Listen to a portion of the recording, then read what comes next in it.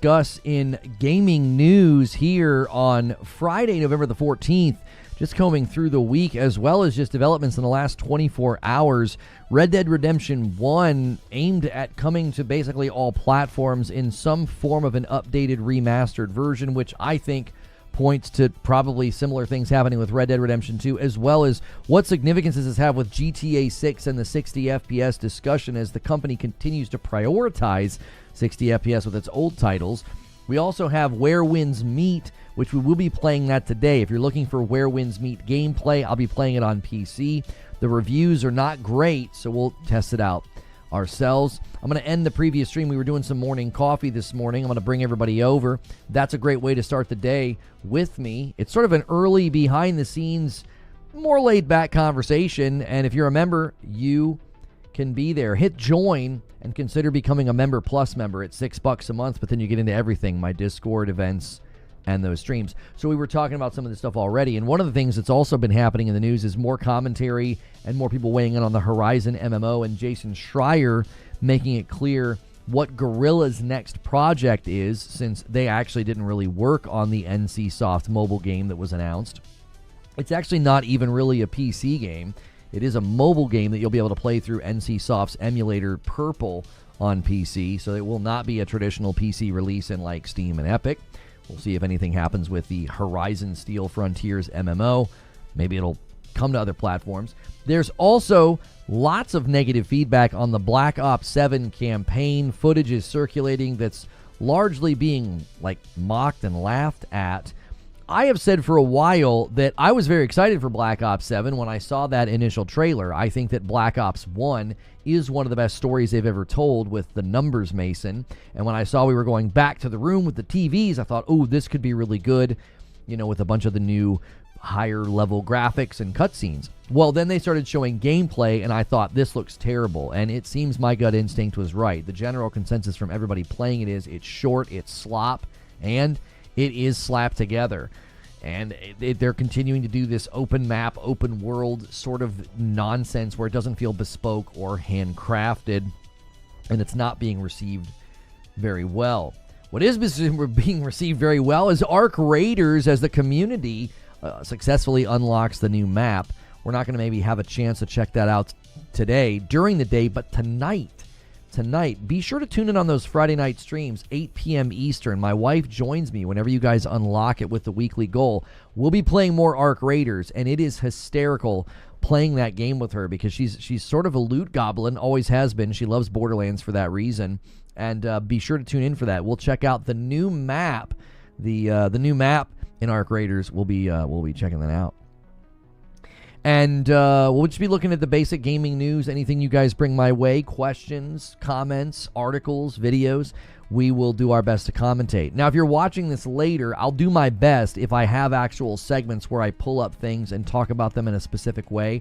I'll put timestamps below. Sometimes I've not been doing that because this live stream sometimes is a little bit more free flow. But like yesterday, I did that. I have sections where I went on a rant about exclusives, sections where I talked about the Horizon MMO, and I do that to try to help. So, if you're just now tuning in, be sure to hit that like button. Good morning, good afternoon, and good evening. Plenty to talk about. Submit your questions, members. That is a huge, huge help. Dan says he upgraded from gifted, so let's get that started here. I do owe Twitch a member, which I'm going to do now. They helped us hit the 875. If we hit the 1,000, I got a red jacket, like a suit jacket I got to wear tonight when playing Arc Raiders with my wife. I'm going to do a double, though. We're going to bump this to 877 because anytime you guys upgrade from gifted to Member Plus, it's only $1 more, but I count it as 2 because it is a huge, huge need for what we do full time. If you like these daily shows and the gaming news breakdowns and the discussions and the back and forth, that is a very, very great way to support what we do full time. And then you get access to the question command. You can see there in YouTube, SDO is using that question command, and it should get grabbed by Nightbot and then thrown into the queue, which the question queue is now at 1. So it's a great time to get those questions submitted. Somebody says about the Steam machine, if I were Steam, I'd go aggressive, undercut Sony massively because the store can offset the cost and steal all of Sony's marketing contracts. Yeah, I don't necessarily think people understand that Steam doesn't have these goals. That many people that get into these conversations come into the conversations with like a pre-baked tribalism that the companies don't really share. So I don't think that at scale they're even considering making enough of these to rival like a PlayStation or a Nintendo Switch. Like that's not the goal of the device. And I also don't think they would want to spend that level of capital to try to cut in on markets like that where there's so much pre-existing consumer velocity. Like people are just like sort of, this is where I game, this is what I do. That'd be a really, really risky thing to do. Doesn't seem like a boutique. Does seem like a boutique product. Yeah, and I think that's fine. I think for many people it's going to be an additive purchase. Like if you have an existing Steam library, we were talking about this a little bit in Morning Coffee. Like, and thank you DK Bager for the gifted member over here on YouTube, bumping the line to 878. Like I think Steam knows from their own hardware reports that like most people are on mid to low level PCs. And also most of the games people play only require a mid to low level PC. Like they look at the games that are popular, whether they're indie AA or like even if like CSGO and League of Legends, like these games don't require very heavy rigs. And I think they're saying, hey, like a lot of people in that bracket will want this thing. If you're on a mid to low rig, this thing's great for you. You buy it and throw it in your living room and it's going to be basically at the same performance or maybe even a little bit better performance than what you've been accustomed to. Like if you've been on like a gaming laptop or something. There's also folks like myself who I primarily console game now. I have a really nice PC, but I just prefer to be on my couch. And this solves a lot of those problems for me. I can sit in my living room and I can play Hades 2 and Witchfire. So, yeah. It'll flop. PC Master Race not support it. I mean, the PC Master Race is the minority, though. The people that get really weird and tribalistic online and want to brag about their frames and their GPUs, they're not the majority of the user base that Steam has. They're the minority. I mean, front of the wave, hardware adopters are not. They are not the majority at all. So if they turn their nose up to this thing, which I don't think they will. I don't think that they will. I think that a lot of the high-end guys will like this because it'll be a solution for them. They'll be like, you know what? I got my high-end machine for path tracing Cyberpunk, and then I've got this in my living room if I feel like playing Vampire Survivors or something. You see what I'm saying? Like, I even think some of the high-end guys are going to buy it.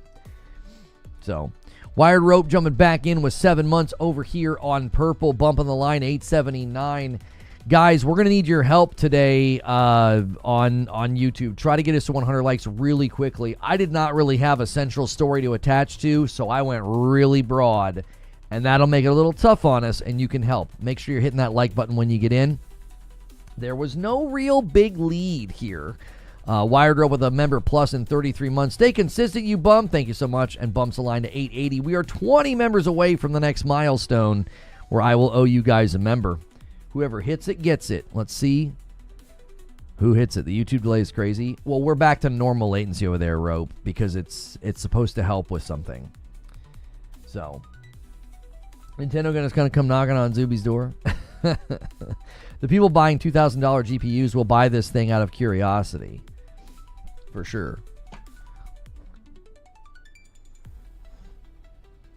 Yo, Benj, coming in.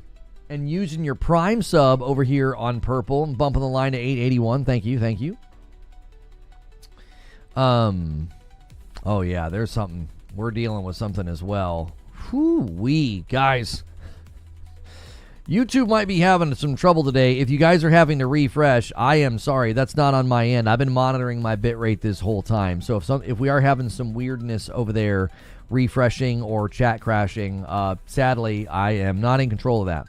So be sure to hit like, celebrate your renewals, do all the things to let YouTube know that we're okay. But even though it seems like the platform might be having some kind of an issue, so we shall see. Is this thing going to end up on desktops for some people? I guess it depends on price. Well, if you've got like a mid to low level rig and this thing is like a lateral move or a slight upgrade for you, I could see people putting it on their desktop. For sure. I could see people doing that. But again, it depends on if they're like a low level or a high level, person? Are they low level or high level? Like if you're in like the mid to low level, this thing could be a really, really great solution for you. You know? Let's see.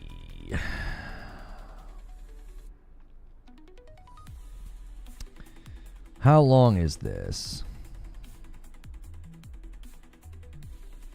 229. Okay. Princess Peach cosplay might be a good decoy. Maybe. I could see this replacing some people's desktops. Yeah, if you're like rocking a gaming laptop or, you know, if you're rocking a gaming laptop, if you're rocking like a mid to low level gaming rig, that it could be a really, really good solution for you, you know? I think people kind of underestimate how many people could buy something like this simply because like they're not on a really strong rig to begin with. You know, I think people buy into some of the illusion that like every PC gamer is on some like NASA space program computer. 47 months from Siege Master bumps a line to 882, and then Kaiser Soze with 45 months says the Steam Machine is going to look nice next to my Pro. I agree, and that's what I'm going to do with mine. And a 5-bomb comes in from Siege Master, bumps us to 888. Thank you so much, sir. Look at the specs.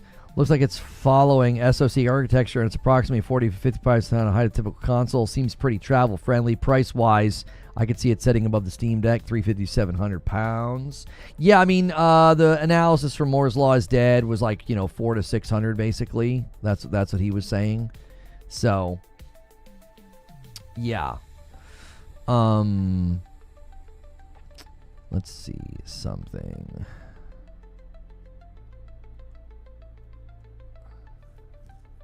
Hang on one second. I'm going to have to do something really quickly with you guys, and then I'm going to have to revert back very, very quickly. So the title is going to change on the stream. Don't sweat that, Purple. Don't sweat that, okay? Don't sweat it. We're going to be watching a trailer for The Running Man here in about 2 minutes.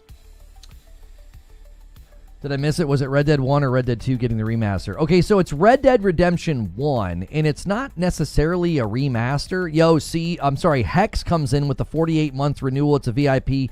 My daughter will love the Steam Machine. She's already saving up for it. And then a Member Plus renewal from Denver, 10 months. Oddly, the Steam Machine may well get my attention. I don't pay attention to PC games. This might have me consider broadening my horizons. Boom, we are exactly a 10-bomb away. We are exactly a 10-bomb away from hitting that. And guys, if you watch on YouTube and you feel like watching on Purple for just a few minutes, that's really helpful to me. It's literally a 2.5-minute long trailer, just a little segment that we're gonna do. It's part of the bounty board on Purple, and that really does help me out. So if you feel like heading over there, go ahead and do that. I'm actually just gonna go ahead and pull it up now. I don't know if this section of the broadcast will get muted on YouTube. I don't think it will, but who knows? All right, this is 2.5 minutes long. I actually think this movie looks kind of cool, so let's just check it out. You know, I've been thinking about the show. For the next 30 days, everyone in the country is trying to murder me.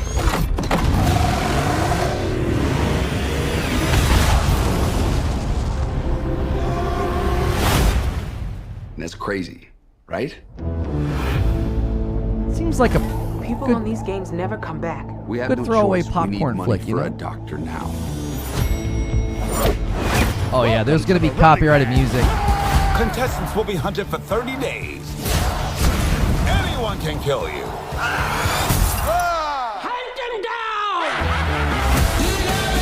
Yeah, there's copyrighted music, y'all, which as long as I don't badmouth it, I think I'm allowed to kind of like talk over these. I'm gonna try to avoid the mute, but I actually think this looks just like a fun flick. If you've ever watched the original, it's actually pretty funny, but also very good. Is that C4? That's not for sale. It got William H. Macy in it, dude. Not a bad cast either. I like that it's closer to the book. Oh, they're making this closer to the book. Okay. I've actually never read the book. But I'm trying to talk over it slightly because of the freaking copyrighted music, and it'll spare me later on YouTube, maybe. Yeah. No, they keep turning the music back on. I'm sorry. Oh my gosh, everybody's in this. Michael Cera's in this. I did not know that. They've definitely grabbed some decent cast members for this one. Get back to my family. November 14th, y'all. Play the game. Well, there you go. If you guys are watching on Purple, thank you so much for watching on Purple. If you're watching on YouTube, thanks for watching on YouTube. This is just a short segment that we can do by way of the bounty board. I wish that companies would stop using copyrighted music. It makes it so hard to watch anything on YouTube. Game trailers, you know. Was that Josh Brolin? What is happening? Welcome to the Running Man. Welcome to the Running Man. All right. Well, check that out on November the 14th. Only in theaters, y'all. Thank you guys so much for indulging that 2-minute spot there. That can open up opportunities for us on Purple. Greatly appreciate it. The bounty board is a nice feature. Really nice feature. Edgar Wright. Was that his name? There was a guy in there that looked like Josh Brolin for like a second. Was it Josh Brolin? I don't know. Make sure you guys are pressing the like button on YouTube. And oh, I missed this. Brains84 secures the next milestone of 900 with a 10 bomb. Thank you so much. And then Old Town Road renews for 7 months. Reading books is for nerds. If you guys want your membership to count, it needs to be at a member plus or higher. So thank you guys so much for doing that. And then I'm going to have to switch the title of the stream back. There we go. End tracking. Tracking done. Edit stream. I think I copied it. Yeah, there we go. Let's get back to our regular scheduled program. There we go. Perfect. That's fantastic. Hopefully we can get more of those. I think those are like the easiest bounties to do. Like, you don't have to like play a game for a couple of hours. You just, hey, let's check out this cool new trailer. We did that all the time back in the day. So we've been live for about 17 minutes. Let me check the question queue. If you guys have got questions about anything going on in gaming news, use that command. Members, that is there for you to use. Exclamation point Q or exclamation point question. Anything going on in gaming news. We've been talking a little bit about the Steam machine this morning. It's still sort of in the conversation. There's also the Red Dead. It's not a remaster exactly, but it's like an updated version for Series X, PlayStation 5, I believe in PC. They're bumping some stuff. And then is Lono jumping in to the wherewindsmeet bandwagon? I don't know if there's a bandwagon to jump into. I will be jumping into wherewindsmeet this afternoon to give it a try. The reviews are not very good. Wherewindsmeet's getting like low 70s on Metacritic. Not a lot of people reviewed it. Apparently, it's got promise. If I'm going to give it 30,000 on Wherewindsmeet before touching it, it seems like it could be a great game in 6 months. Like right now, it's like fine. Like you can play it. It's not terrible. It's enjoyable. It's good. It's like very just sort of like the response is kind of, hey, this could be really good, but there's problems. You know, they could commit. They could commit and they could really improve it over the next 6 months. So, you guys see Predator? I'll probably see it once it's streamable. I don't really go to the theater. It's just, it's too much trouble. I'd rather go to dinner. Like if we're gonna get a babysitter, I'd rather go to dinner with my wife. Like get a drink, relax, talk, and like going to the theater just doesn't appeal to me anymore. It's just, especially when you have kids, because then you got to get a sitter. It's like if we're gonna go to the trouble to get a sitter, I'm gonna go out to dinner with my wife or go out like on a double date or something. So sorry, I was pre-approved for I got a tip from somebody. $4 tip from Tin Tingan? Your first name starts with the letter P. Thank you so much for the $4 tip through the tip command. I appreciate that very, very much. That's very kind of you. If you guys want to support the stream, you can gift members. You can do all the things. There's an Agent of Chaos right there.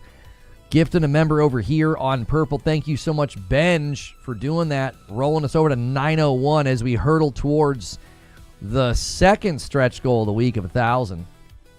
I really appreciate you guys going crazy this week, and going crazy next week would be much appreciated as well, because I will be gone the week of Thanksgiving. That's a whole week of no streams. So, my daughter works for Marcus, and I haven't paid for a movie or popcorn in years. It's a good perk. That's not a bad perk. Yeah. If I could go for free, it'd be a different story. Because it's like, okay, what's good, Ula Tech? How are you?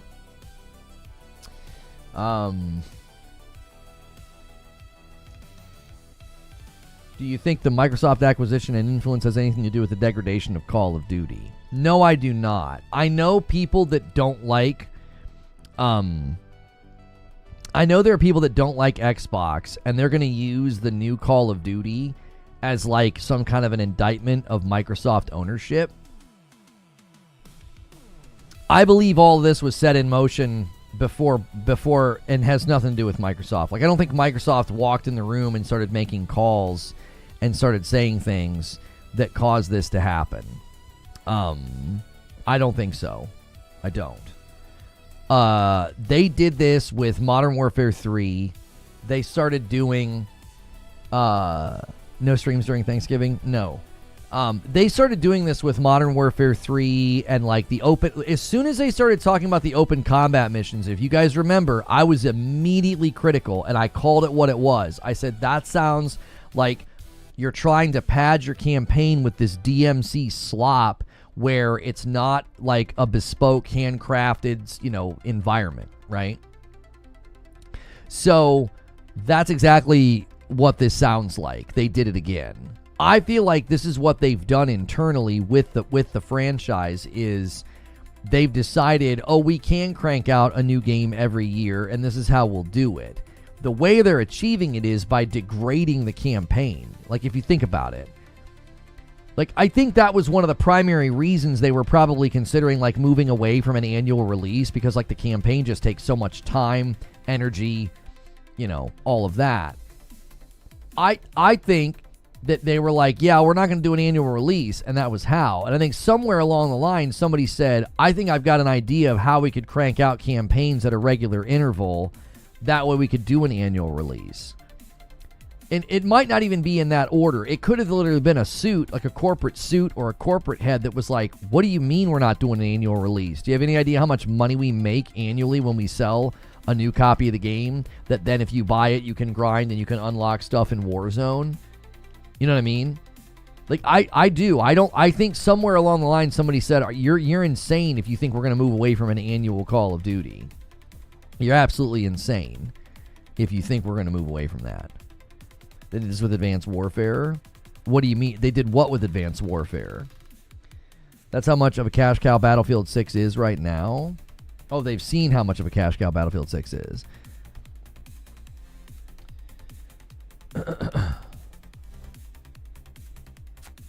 Wherewindsmeet is $20. I thought it was free to play. It's free to play on Steam. I think it'll be free to play on PlayStation once it's officially playable, but I think right now you're buying like a Founders Pack or something. Call of Duty is fine. All the drama seems played out. The complaints about the skin seems fake. It's all optional. Just saying. People buy COD every year. Nothing going to stop that. Right. So this is a common response that people have anytime anybody's critical of Call of Duty.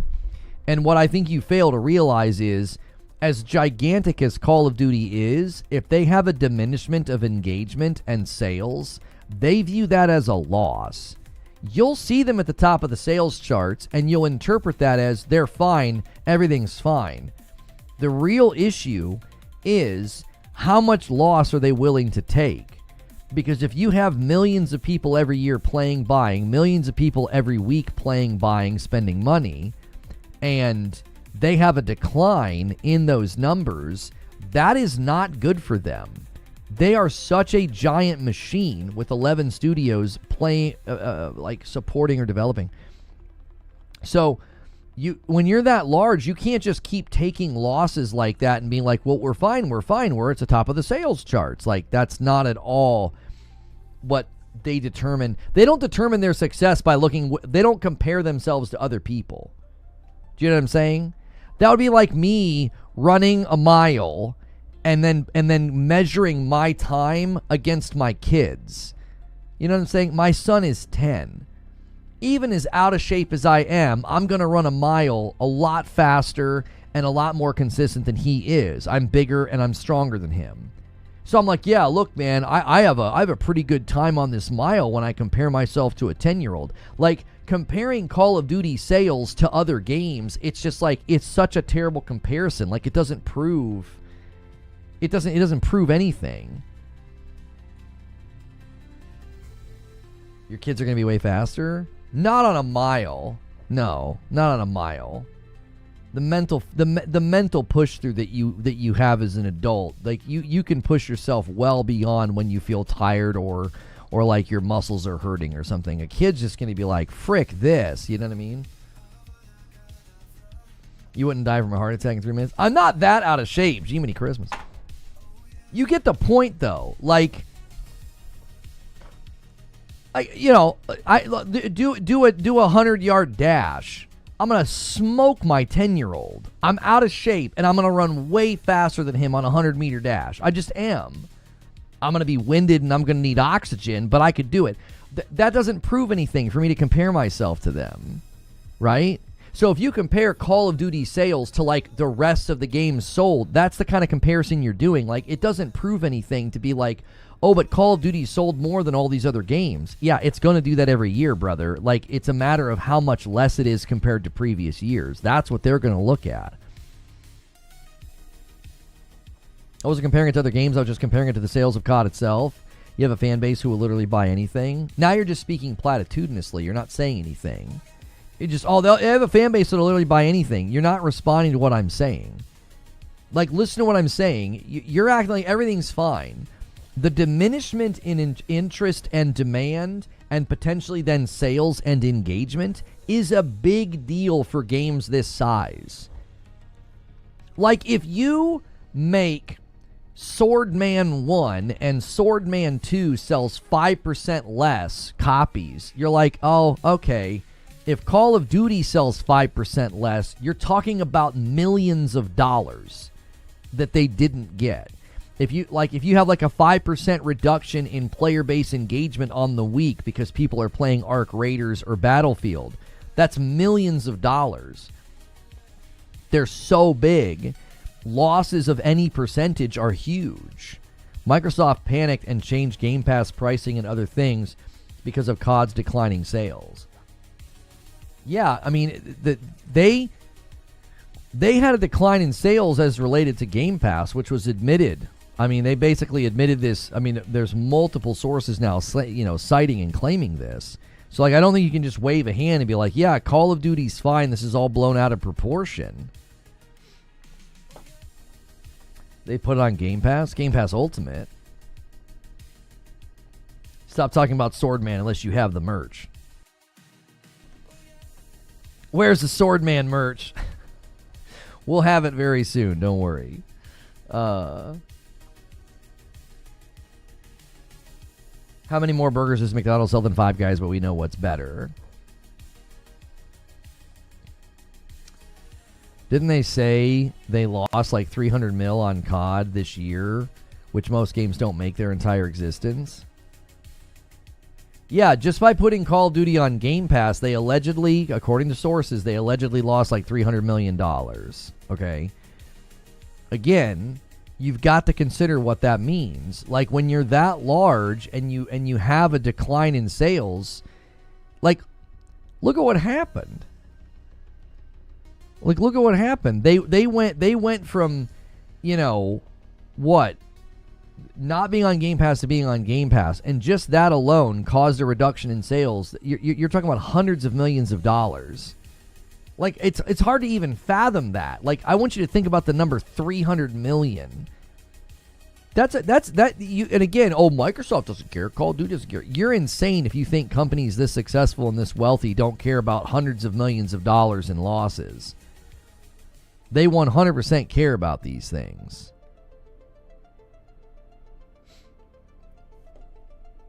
Because I got Black Ops 6 on Game Pass last year, I bought the Black Cell Battle Pass every season. I did not buy Battle Pass, but since I didn't buy the game, I felt like I could buy Battle Passes for a game I enjoyed. This year, no Game Pass equals no COD. Yeah, Microsoft's out here wanting 30% margins. They want 30% margins, and you think they're going to be okay with a reduction of sales? Like, I'm here to tell you that there is a shift. There is a shift happening in the vibes, in the thought, in the culture, and Call of Duty is just not in a great spot. That doesn't mean it's going to fail and go away. It's just they are certainly not where they want to be. You don't make trillions if you're unconcerned about losing millions. This is well stated. That's exactly right. You can look up the actual sales. Well, can we look up the actual sales numbers of Black Ops 6? I don't know. All I'm doing is reporting what was reported to you. I'm recounting to you what was reported. What was reported was that Black Ops 6 sold so much less that they lost $300 million, and this is attributed to it being on Game Pass. Now, it could have been more than Game Pass, but they according to sources, they measured it out, which is one of the reasons that they raised the price of Game Pass again right before Call of Duty came out. It wasn't an accident that last year they raised the price. They moved day and dates to Ultimate. They did that on purpose because they knew people were going to sign up for Game Pass just for Call of Duty. This year, they did it again. They raised the price of Game Pass right before Call of Duty came out. Any news on Swordman 3's release date? No. Currently, we have no information from the developers. We really need to nail the style though, Zoob. The one night we did it, you were doing it in like, the very first one needs to look like original Nintendo cartridge art. And like we need to literally move through the generations of gaming with each one. So then Swordman 2 will be Super Nintendo and so forth. We got 3 questions in the question queue. You guys can submit virtually a question about almost anything going on in gaming. There was no strong lead topic today. We just kind of have a variety of things on the thumbnail and in the description of this video. Did you guys see all the PR about the AI made calling cards in Black Ops? It's really, really bad. We looked at them earlier. It is really, really freaking bad. So like, I can't tell you how bad it is. I gotta show you. All right, this is real. This is real. This is in Call of Duty. So is this. And believe me when I say this, it actually gets worse. Okay? Look at this one. What's it doing? Go to the next tab. Look at this. These are in Call of Duty. This is not from another game. This is not from like a JRPG or something. This is from Call of Duty. Deaths from above. Get 25 kills with the War Machine ability while airborne. Like this is what you get. This guy, you can literally see mistakes in the AI. Like look at this guy's eye. Look at his eye and look at this eye. Like it's literally messed up. The AI, this is something AI commonly does with eyes. Like we use AI for fun on a Friday night to like put my wife and I in the thumbnail. That's the only time we do it. And it's literally just for fun. It's a Friday night thing, right? It's literally so that we can have my wife and I on the thumbnail. Like, and it commonly does this thing with the eyes. It'll jack them up.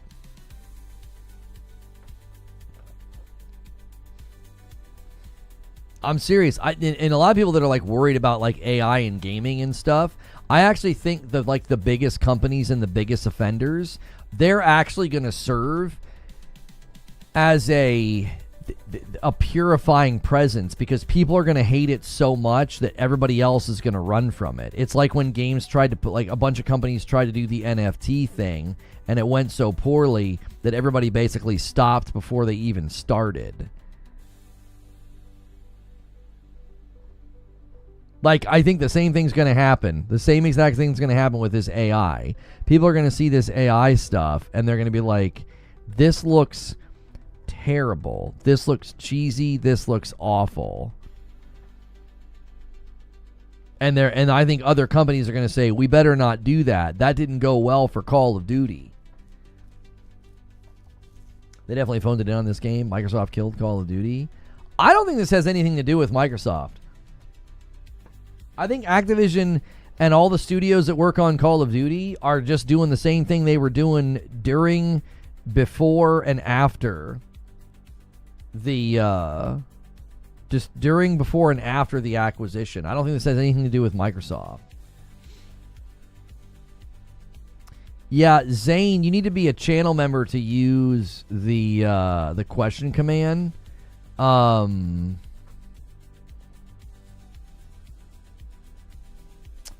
And if you're going to use the question command, it also needs to be for actual questions, please.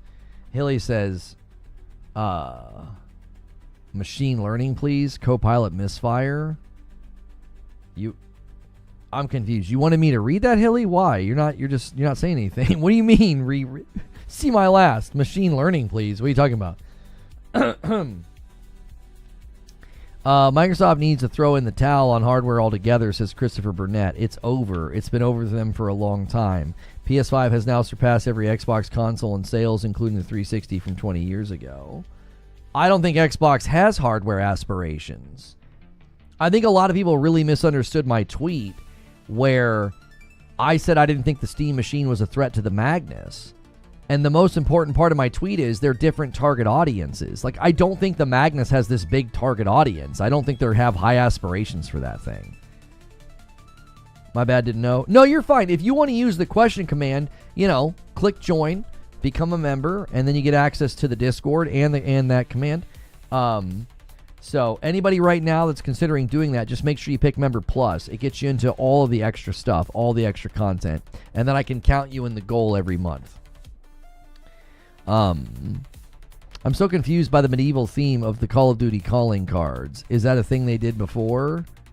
I have no idea, Jack. No idea. I'm just guessing is Cuddy came to him with a plan that wasn't solid or sustainable.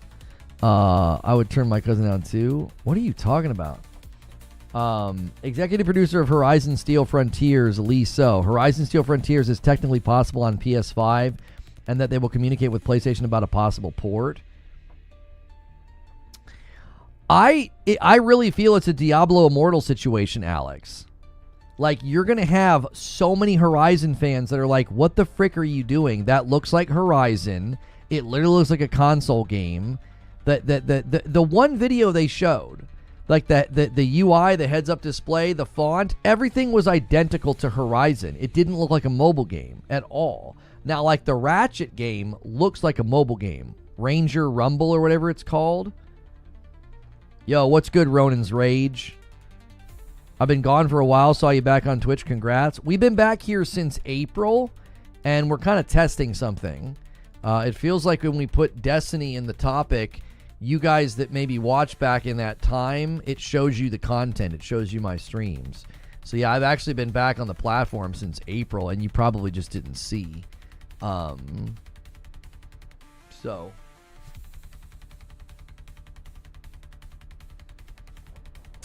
Oh, something Jay-Z. Okay, I wasn't sure what you were talking about, Mr. Chosen. I was confused, like, what does that even have to do with COD? That's what I'm saying. I get what Lona was saying, but Activision did want to stop the yearly releases of Call of Duty, but Microsoft saying, heck no, they're pretty much splitting the game in two. That's the question we would need answered. It's Chill Will. That's the question we would need answered. Who was the one that reverted the annual release? Was it a corporate head at Activision or was it Microsoft? Because I feel like they went back on the annual release thing really, really quickly, and I don't even think they were purchased yet. I could have the timeline wrong, so my memory here on it's a little foggy, but my memory was that they went back on the annual release thing before they were purchased by Microsoft. Or like maybe the purchase wasn't completed yet or something. I don't know. All I know is that I think a lot of this was set in motion, and I don't think Microsoft is in the room messing with stuff. I think most of this is from Activision. Again, that's my guess. Is that this doesn't have anything to do with Xbox and Microsoft. I decided to give Arc Raiders a shot and was hunted by real players while trying to complete the first objective. Instantly regret my purchase. Okay, I'm going to give you a tip, Pimptastical. Keep going in and don't shoot other players at all. Even if you get killed a couple times, we have a working theory that if you go in, you do not kill other players. If you get killed by other players and you give it a frowny face, if they give you a survey, like how was your experience, and you give it like a frowny face, like no, I didn't like that. Also, use your microphone and the emotes to try to get people to stop shooting you. I think if you do that a couple of rounds, I think that it'll put you with people that are not going to kill you. I honestly think that. I have had such an amazing experience with that. That's Revenge of the Ingest server. That's amazing. That's close. That's close, Zubair. But yeah, I think that the game tries to match you with people that are like you. I really do. I would just try that. I think if you shoot back, I don't think Arc Raiders is sophisticated enough to know who the aggressor is. All it knows is that you shot other players. Like, think about what happened to me. Yeah, Donkey's video is hilarious. The one guy's like, you sound like video game Donkey.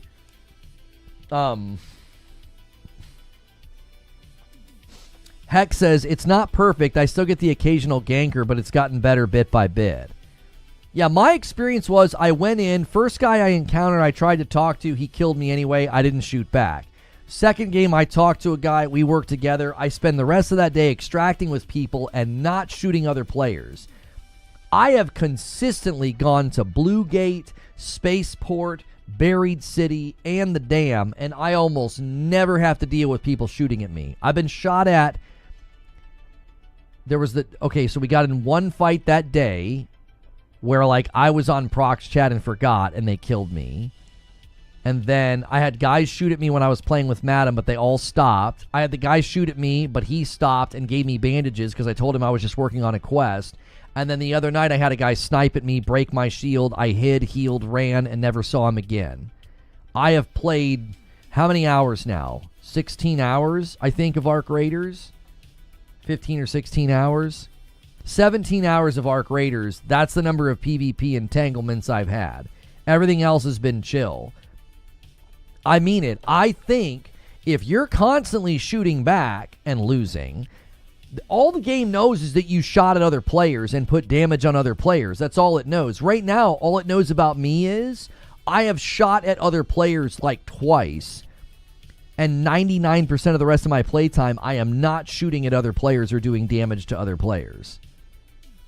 Does the game show stats? No. I think it tracks them, though.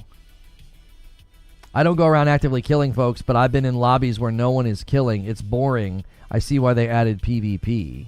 I don't agree with you. I don't think it's boring at all. If you go into the environments where there's an awful lot of Arc and the Arc won't leave you alone, I mean, that's not boring. They will blow you away.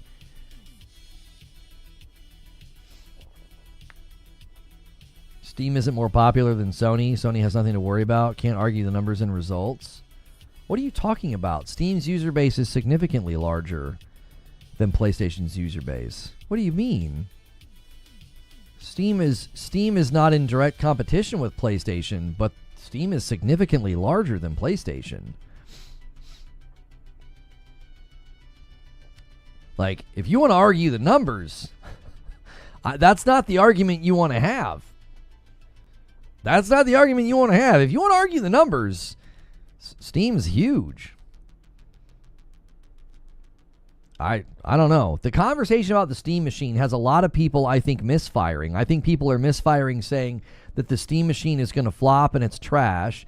I think people are saying it's going to disrupt the entire console industry. And I'm like, yeah, probably neither of those things. It's going to be somewhere in the middle. It'll be a nice additive machine for people who are already on Steam and they like the idea of having something in their living room to play indie titles and AA's, not super graphically demanding games.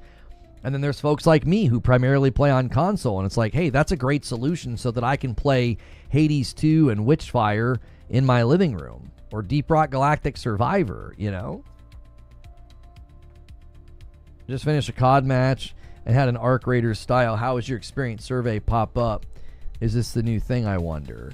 Oh, yeah, they're definitely going to be using machine learning and AI and having people fill out surveys in games so they can properly, like, curate an experience for you. Yo, my man Mike on the mic, gifting a member. Appreciate you, brother. Bumping us to 902. If more than 2 Arc find you, it's pretty much over if you're solo, says Britt. They strip your shield and health like crazy. If there isn't a building, oh yeah, you're done. Unless you get really good at timing the dodge. But then you're just going to run out of stamina. Someone asked, should Sony and Xbox be worried about the Steam machine? Sony's first handheld, 80 million. Valve's first handheld, 5 million. Steam machine sold nothing, while Sony has sold around 480 million consoles. So the context of what you're saying is that you feel that Sony and Steam, Sony has nothing to worry about in the hardware department. And I actually agree with you. And I don't think Steam has an aim or a goal of like rivaling one of the more successful hardware companies in existence, which is Sony, right? Stone Spire's going to bump the line by 1. Listen, if you guys have been wanting to drop a big one, Stone Spire's about to set it up. He's going to bump this line to 905. Here comes another one. He wants the 20 bomb to 925. If you guys make this total hit 1,000, I got to wear a red suit jacket tonight when Madam and I are playing some Arc Raiders together. There it is. He gets it to 905. Is anybody going to slam this home? And we do have a renewal coming in. Thank you so much, Quintar, for your Member Plus renewal, also adding to the total, making that 20 bomb an Agent of Chaos. Guys, in about 13 minutes, we'll be going through your questions, so make sure and I can't talk. Make sure and submit those. That is a perk of being a member. Both gifted and non-gifted members can use that command, so do it. And Matt spamming the farty bomb emote. We'll see if anybody's willing to do that. It's a little early in the day, Matt, but we'll see. Okay. Boring as in no PvP takes all the tension out of the game. This is untrue. Maybe for you, but that's just not true. One of the main points of extraction is that building tension from losing your inventory to other players. Yeah, I just don't think what you're saying is true at all. I don't think the tension completely goes away. I don't. Go into the maps where there's way more Arc. Go do a night raid. And what you're saying is just simply untrue. You could right now go into a map where the Arc is on high alert, or an area where the Arc is on high alert, or go and do a night raid, or go fight a queen, and tell me the game has no tension without PvP. Like, that just isn't true. Now, if you feel like the tension's not there, okay, fine. But, homie, I've been murdered by some Arc. I mean, straight up smacked by some Arc. And they're terrifying. When they see you, it's like, it is not fun. Go into the new map and take a shot at the Shredder. Yeah, the new map is fun. I wanted to showcase it today, but I don't think we're going to be able to. I think I'm going to show off wherewindsmeet instead.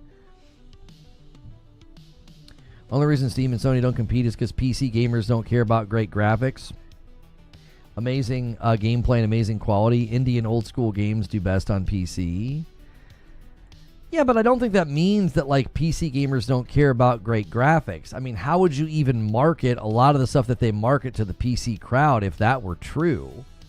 Like if what you're saying is true, then a lot of what happens in the PC world doesn't make any sense. They literally market new equipment, new hardware, updates, new features, patches, games around really, really good graphics. Like, this is like when people say, this is the mistake I think that you're making, Andrew.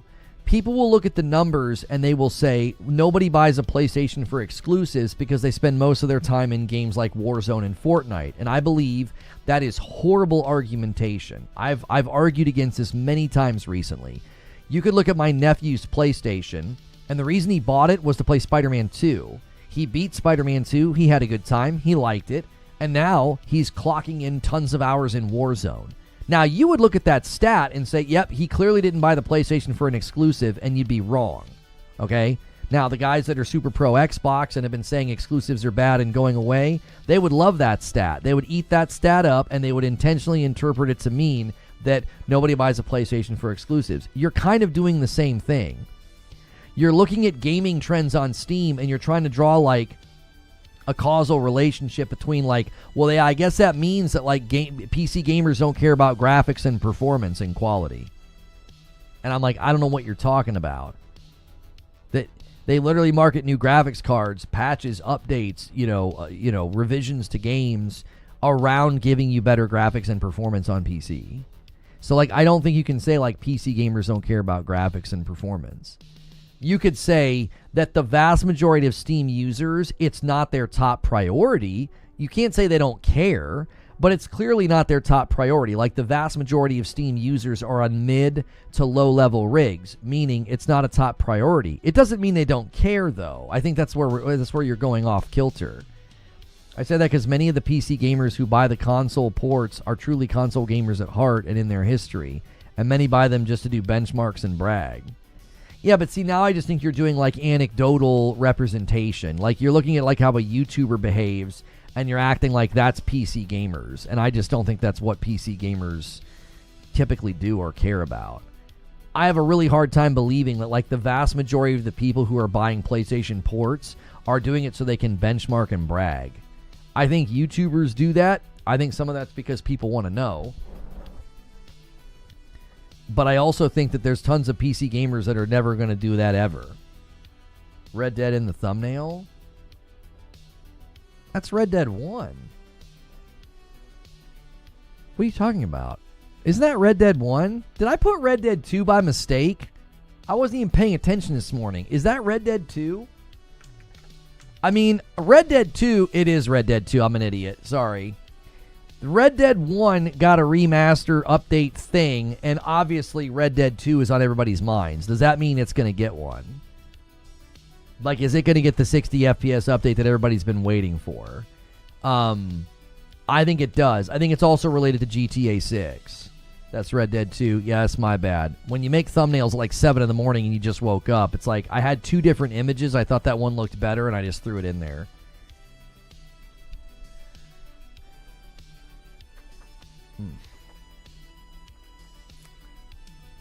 Downloading Steam and purchasing as a console isn't the same thing at all. What's he saying? Very othering mentality. A lot of assumptions about a large group of people. Zubair says that's like 0.01% of PC gamers, and those are the weird ones we don't invite to parties. Saying folks who aren't able or willing to pay for more power prefer worse graphics is a stretch. Yeah, again, it's not that they don't care. Like, if you went to a PC gamer who lives in the gaming funnel of, like, AA games and indie titles, if you're like, hey, do you not care about graphics? They'd be like, no, man, I'd love to have a better machine. I'd love to be able to push the graphics higher. No one's going to say, I don't care about that at all. Like, they might say, it's not that important. You know, it's less important to me. But I don't think you're going to find, like, the vast majority of PC users being like, yeah, I don't care about performance. I don't care about graphics. Like, I don't think so, bro. I think they would say, no, I do care about those things, but this is currently the strongest rig I got. This is the best I can afford. Or, you know, I'm I'm not going to spend that kind of money because a lot of the games I play, I don't really need that. But they would if they could, or they would if it was something that really, really mattered to them. I don't think it's that they don't care or that they don't want it. It's that it's lower on priority for them.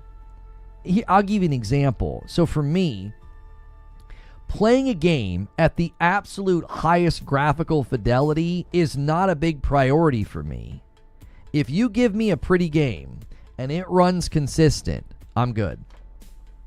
I'm not going to spend all this money and then come sit in here, to play on my 5070 Ti. I'm not going to do that. Like, I'm going to do it for you guys when I stream a game or we're going to test out a new port or something. But, like, so that you would look at that and be like, well, Lono doesn't care. I almost call myself by my actual name, Lucas. Lucas doesn't care about, graphics. Well, yes, I do. I don't care about it enough to come sit in my office to game. I like to game on my couch. And the difference between what my 5070 Ti can do and what my PS5 Pro can do, sure, it's noticeable. It's not noticeable enough for me to play in here. It isn't. I'm going to play in my living room. Like, sure, I care. I don't care enough to come in here and game. I don't. I want to be on the couch. I can hang out with my wife while I'm playing, Ball Pit or Arc Raiders, or last night we were playing Borderlands together.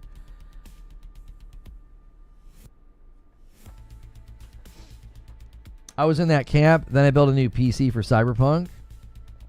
Yeah, and sometimes that'll happen. Like, you'll have a Catalyst experience where you're like, you'll play Cyberpunk on a good rig and you'll turn all the pretty stuff on and you're like, oh, for frick's sake, I can't go back to console. It's like when you first get exposed to 60 FPS and a 10 bomb comes in from Neo Reaper and gets us to 916.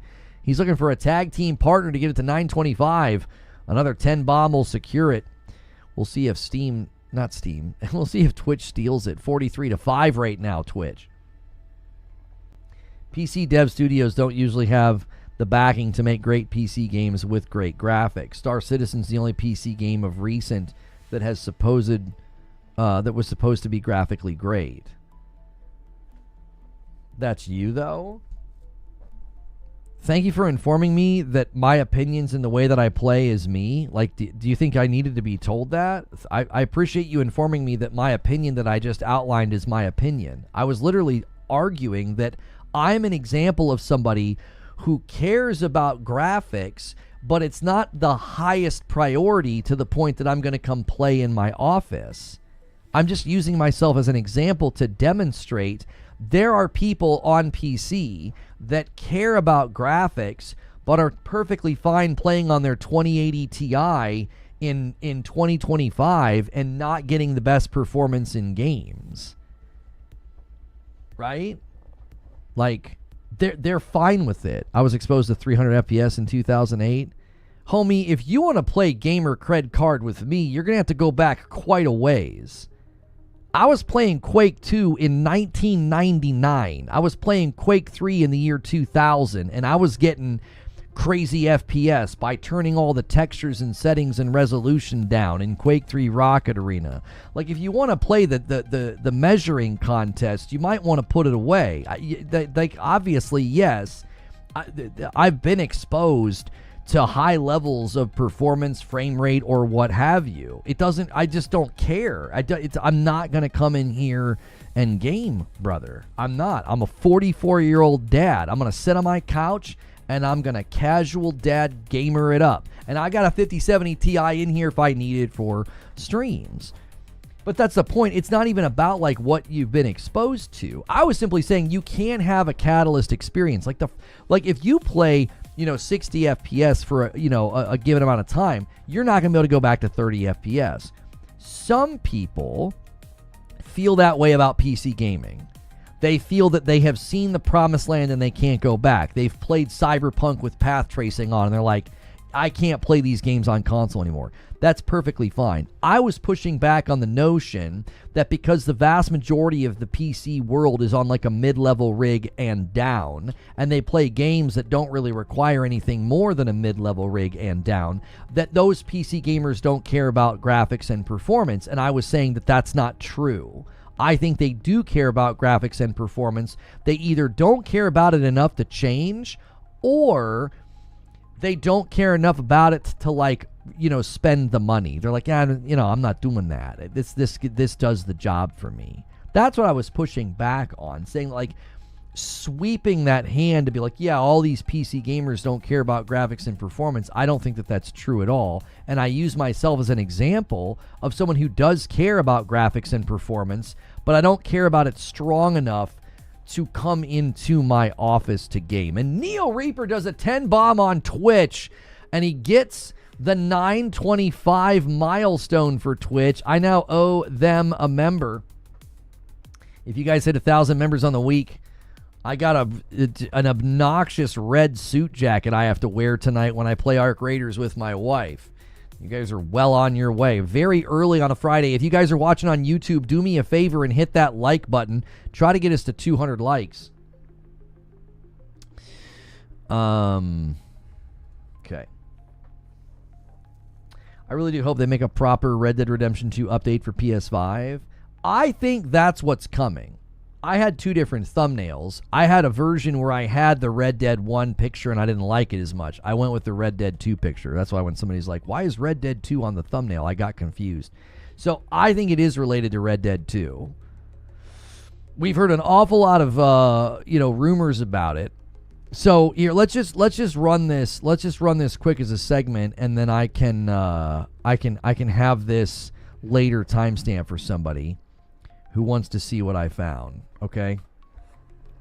Here, let's do this. Let's go over here, and let's go here to their official site. Yeah. Okay, so in case you missed it, Red Dead 2 coming to Netflix, iOS, Android, PS5, Xbox Series consoles, and the Nintendo Switch 2. The most important part is, mobile, all that, blah, blah, blah, is right here.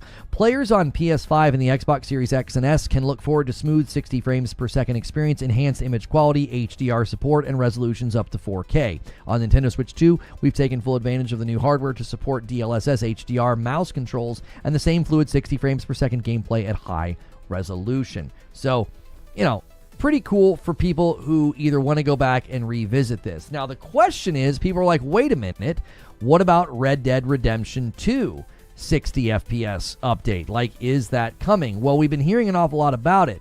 Nate the Hate is a very reliable insider, and someone said, Nate the Hate, are you 100% sure Red Dead Redemption 2 is coming? And he said, was told RDR2 specifically. I can't imagine my contacts confused 1 for 2, but I will try to get you an update. So according to Nate here, he was told Red Dead Redemption 2 is a thing. It is coming. All right? And it's, I think, related to this. I think this is just the first one that they're doing. That's it. That's the update. There's not much to say beyond that. And I think Nate adds credence to, why I put Red Dead 2 on the thumb is I think Red Dead 2 is coming. I think they're going to do both. So I doubt we get an update. It'll be a new version in SKU. Wait, so you're saying Red Dead 2, you think they're going to do a new version in SKU and like sell it? Like an actual bona fide remaster? Because this is not a remaster. This is like a free update. You said Red Dead 2 at the start was the one getting the update? When did I say that? In the show open? Did I confuse myself? When did I say that? Just now I said that, or at the beginning of the show?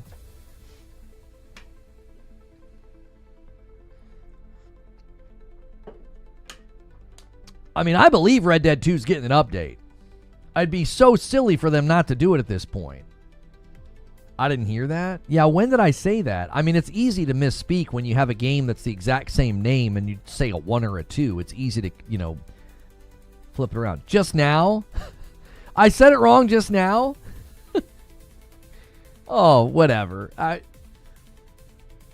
for the segment. Okay. Okay. There we go. Cannon fodder for people that say I lie. They'll be like, he lied. He said Red Dead 2's getting an update. Anyway. Yeah, there we go. All right. We're an hour into the show. Let's start pulling the questions up. All right. SDO with a question says, I know it's not your type of game, but have you seen Octopath Traveler 0 trailers and hype? 100 plus hours with town building, maybe a game of the year nom. Listen, I don't really know if they're going to be getting a game of the year nom, but I think it's exciting when games that I will never touch are crushing it. Like with either a new update or like, you know, something like that, like a revisiting, a reimagined or whatever. Like I'm seeing all these people that were really excited about like Final Fantasy Tactics, right? I love that for people because like that means that the industry is in a good place. If tons and tons of people are getting a game that they are excited about and I'm not excited about it, I actually think that's something that's very good for the industry. Right? Have you played the Red Dead games? Both. Yeah. Which was my favorite? Okay, so Red Dead 1, I think I played the most because I remember playing the entire thing, and then I also remember playing the Zombies one. The Big Pack fan, welcome back with your Member Plus renewal, getting us the 927. Thank you. I remember playing the zombie thing. I remember jumping into like party chat with my buddy and talking about it. Red Dead Redemption 2, sadly, I never finished because I was a Destiny streamer at the time, and we would play different games in the afternoon. Like, I would cover Destiny 2 during the day, and then we would kick it over. I played a bunch as a character called Hillbilly Jack. I'd put a hat on. I'd act like an idiot. It was pretty funny. But new content would come out for Destiny, and I would have to completely stop doing anything else. So I never actually got to finish Red Dead 2. I think I put a stupid amount of hours into it. I don't know if you can check that somewhere on my Xbox gamer tag, but I played Red Dead 2 a lot. But I just don't think I ever rolled credits because when you're a Destiny streamer and new content comes out, I'd have to like stream Destiny for like 16 hours a day to get raid ready and stuff. And so I didn't finish a lot of games when I was a Destiny streamer. There just wasn't time. That's always the dilemma when you're like a single game streamer. I'm like, now I complete more games than I ever have now. Like I finished Ball Pit last night. I got 100%, unlocked all the levels, beat all the levels. I don't think I've done everything with the buildings and the characters, but I got all the way to the end, and I really, really liked Ball Pit. And before that, I beat Yote. Before that, it was Death Stranding 2 and First Berserker Kazan. You know, I've beat more games this year than I probably ever have in my career as a streamer because I'm not a one game streamer anymore, and I've got time to do it. In the couple of years before now, I didn't have time. I've made time now to finish games because, like, I thought that was fair pushback from some people. They were like, you're never really finishing games, and yet you're talking about games. And I'm like, I think that's fair. So I've made time for that. And, I don't think I ever would have completed this many games if I was still a Destiny streamer. I wouldn't have time. So I think when you commonly just kind of stick to one game, play one game, cover one game, live in one game, I think you really limit and shortchange yourself on like what you can enjoy. So if you guys have not hit the like button yet, do me a favor and do that right now. I need 50 people to just quickly, if you haven't done it, take a second. I know you might be lurking and typing an email to Fran, but real quickly, hit that like button. Did you get credits or just beat the last level? I don't know how to get credits. My little guys got in like a UFO, and the UFO like flew away, and then it said that I had 100% whenever I looked at the game on the dashboard, and I was like, that's good enough for me. I like Ball Pit, but I need to move on. I was like, man, I put 20 something hours into it, I think. How many hours did I put into Ball Pit? 27 hours. Like, I don't know if I need more hours of Ball Pit right now. Like, I had fun, trust me, but almost 30 hours of Ball Pit. I'm good. I'm good, brother. You know what I'm saying? Like, you know, there's other games coming out. My wife and I are trying to finish Borderlands. We're like 75% through the story now. That game we put a stupid amount of hours into as well. How many hours in Borderlands? 57 hours into Borderlands. You know what I'm saying? You have to beat the last level with 10 people or 5 times. Oh, okay. The last level's pretty tough. Have you played Red Dead Redemption? If so, which one was your favorite? I already answered this question, and I also thanked you for your resub. Did you leave or buffer or something? I'll do it again. I said that I've played Red Dead 1 more than 2. I loved Red Dead 1. I remember playing the zombie DLC, and then Red Dead 2 I played when I was a Destiny 2 streamer. I put a ton of hours into it, but sadly I didn't roll credits because when Destiny would come out with new content, I would have to play the new content, and games like that would fall off the table for me. I'm actually finishing more games now as a non-single game streamer. Now that we've given everybody deja vu, let's move on. Everyone in chat's like, wait, didn't we just hear this? Time to do the last beast and take on Ganon. I'm at that point in Breath of the Wild. I don't know how many more shrines and seeds and little side quests I can do. Yeah, you'll get to that point. Yeah. All right, let's take the next question. Stonespire says, with Red Dead Redemption 1 getting an update, how long do you think it will take before Red Dead 2 gets one? And will you play that on stream to show off the improvements? Yes and yes. Sorry, I had to refresh. No, you're fine. I'm happy to re-answer the question really quickly. I could tell you weren't trolling. Because it wasn't like a trollish question. Yeah, yes, I definitely think Red Dead 2 is getting one. I think Nate the Hate kind of confirmed that. And, will I play them on stream to show off the improvements? Of course I will, yes. Now, obviously, I don't think I'm going to go back and roll credits on either of those games again. I don't think so. So, if you guys want to send a tip directly to me, you can use the tip command that Petrov just used in the chat. Also, those of you that have used my torch code in the past or the torch command in chat, if you like infused drinks and prefer that over like having alcohol, they are doing a giveaway right now. Any orders enter you in the giveaway. So I promoted that yesterday. So be sure to use the torch command if you're trying to re-up or restock. Project Friendship just worked. I told you. Project Friendship can work, man. I'm serious, especially if you're solo. And now, if you keep playing that way, I'm dead serious. It will commonly put you with players like that. There's an ocean of players in Arc Raiders that are not interested in PvP, and I think they try to put you together. I've been in so many servers now where I don't even talk to the people I run past. We just run past each other. We just know. We're like, yeah, what's up? Like, it's like you almost just know. Like, yeah, no one's going to attack me. Like, no one's here for that right now. It's called Operation Care Bear. No, it's not. It's not. Right? Like, I was trying to think of a clapback and I couldn't. They were all just way too mean. They were way too mean. Get them while you can. I don't think anything's gonna come of that, dude. Yeah, no. It's too late. It's too late. Somebody put that in chat this morning that like somebody's trying to get all those kind of drinks and products outlawed. It's too late, man. You're not walking all of that back. If you'd have tried this a couple of years ago, maybe. But it's over. That ship has sailed. But yeah, I think Red Dead 2 is getting the update, and I'll definitely show them off to answer the question again. I think you shoot someone on a dam, there's something wrong with you. $10 super chat from Dark Taco was indeed typing an email chastising Fran.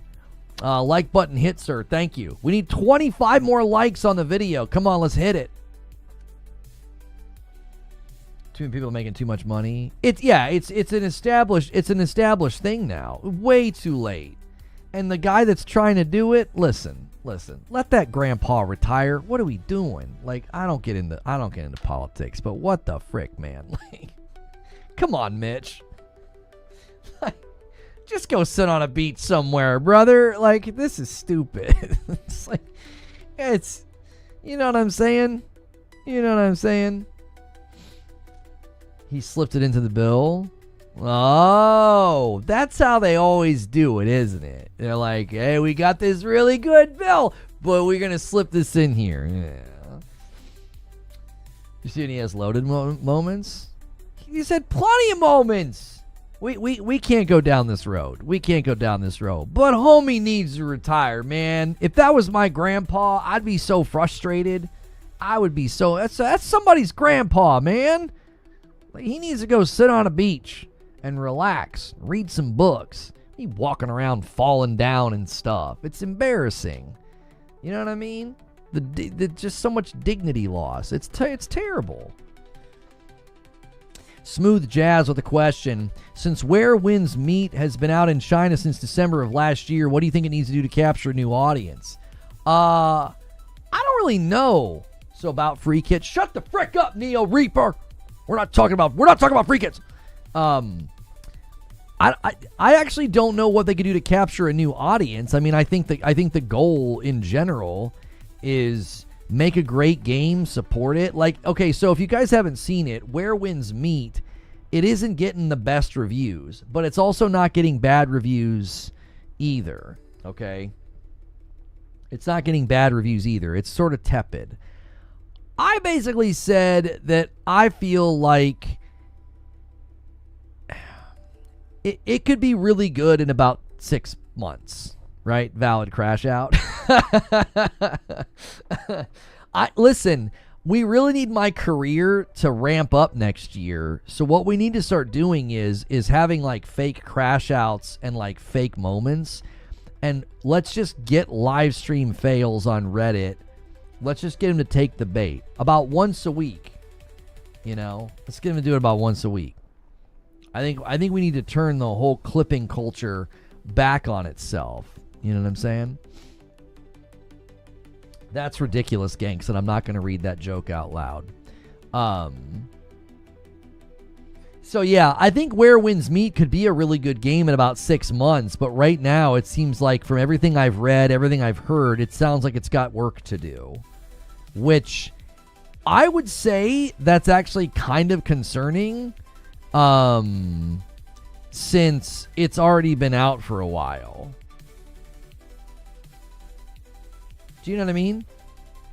Yeah, CNBC's reporting on it. It's threatening a $28 billion industry. It's sending companies scrambling. Yeah, come on, man. You're going to mess a lot of stuff up. You start fiddling with that. There's no reason to do it. You have to have rage quits go viral? Yeah, I need to calmly quit a game while complimenting it. Apparently that's what you need to end up in like reaction content. You know what I mean? Like the reaction bait meta of content, it must be pretty dry if you're using my very calm, like I'm complimenting the game as I'm quitting. I'm like, it's a good game. It's just not for me. I'm not good enough. And they put it, the one guy had to use AI to make me look angry on the thumbnail. Because I'm never once in the clip angry. He had to use AI to make it look like I rage quit. I was like, it's bad out here, boys. It's bad out here. They're so thirsty. They're like, well, he calmly put the game down. All right, use AI. Make him look like he's angry on the thumbnail. I was like, all right. People jump in the comments like, you need to get good. I'm like, I literally say that in the video. What is happening? I say I'm not good enough. They saw that people were not consuming as much alcohol, and they were like, this is a problem, especially after Canadians said F American liquor. Oh, I wouldn't be surprised at all, Eugene. I'm be real with y'all. It is a great alternative. You don't need any. For me, especially for somebody like me, I need like nothing, like the teeniest amount, and I just feel chill and relaxed. I sleep amazing, and so it's cheaper. I feel better. It's better for me. Like, it's probably a significant threat to the alcohol industry in America. I wouldn't be surprised at all. Because you can. Again, if your tolerance is low, it is so cheap, like super cheap. Ugh. Rage quit every game you play from here on out. I think that's what we need to do. I think that needs to be on brand. Like, oh, that's that guy that rage quits every game.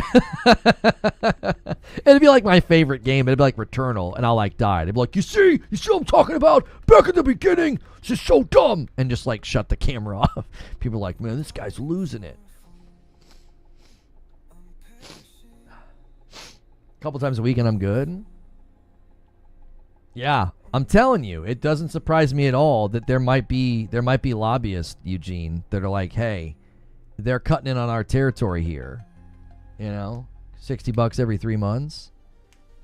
You can get it in like powder form, Eugene. That's what I've been trying lately, and it's like nothing. Like eight. Is it a tablespoon? I think it's like a tablespoon. 2 teaspoons? It's nothing. It's absolutely nothing. And I'm just like, I'm just chilling. It's not getting high. Like, I think people are confusing the two things. I am not Jimi Hendrixing it out here.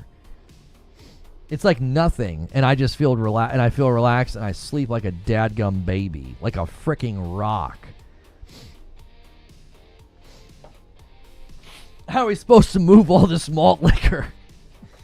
Yeah, let's rebrand to Rage Quit Gaming. No, it's the same stuff, Pac-Man. It's the same stuff. Oh, you're making a joke. Yeah. It's the same stuff. Rage Quit Gaming. See, I think the problem with something like Rage Quit Gaming is it would, like, I think the novelty would be over after like 1 week of videos, and no one would want to watch it. Because as soon as people realize it's a bit, I don't think it works. Like, I think the reason people like Crash Outs and Rage is because, like, it's like genuine. Like, somebody's just like losing their freaking mind. You know what I mean? You know, watching Soul Farmers, I bet that would help. Yeah, rebrand to Say Yes to Rage. Let's just come full circle, boys. Let's come full circle. Let's bring back the R. Get rid of the slash through it. Say yes to Rage. You're all in trouble. You're all in trouble. I'm pulling up every one of your channels, and I'm gonna scorch the earth. I'm just kidding. I'm not gonna do it.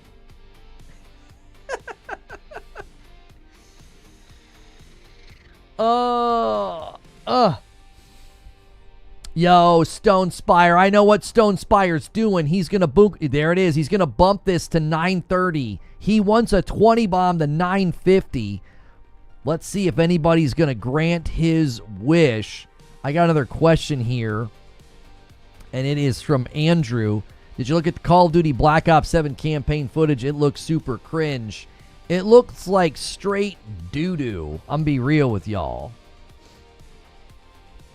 It looks like straight doo-doo. Like, and I've already said this morning, because people are like, he's hating on Call of Duty because Microsoft owns it now. Are you freaking kidding me?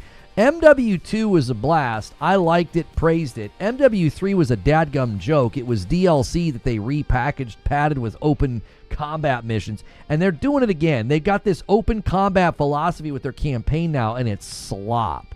I mean slop. I'm seeing big-time fans that are like, dude, this is the worst I've ever... And Jack Kinetic comes in with a 20 bomb to 950. Who is Jack Kinetic?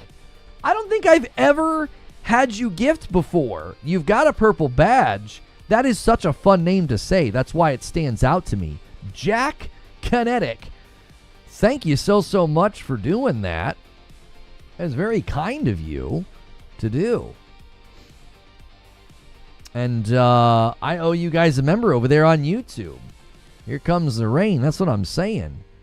And we're getting a real... You guys are finding my videos on your homepage, and you are clicking on them. Thank you for doing that. That's where the primary audience is coming from every day, and I really appreciate you guys trusting me. Like, you're seeing my stuff, and you're coming in. I appreciate it. Make sure you're hitting the like button as well. That's a really, really easy ritual, and it does help out my video. We don't have 200 likes yet. Let's try to get that. All right, there's the membership that I owe you. Multiplayer is fire, feels great. The campaign's not Call of Duty. I don't know what it is.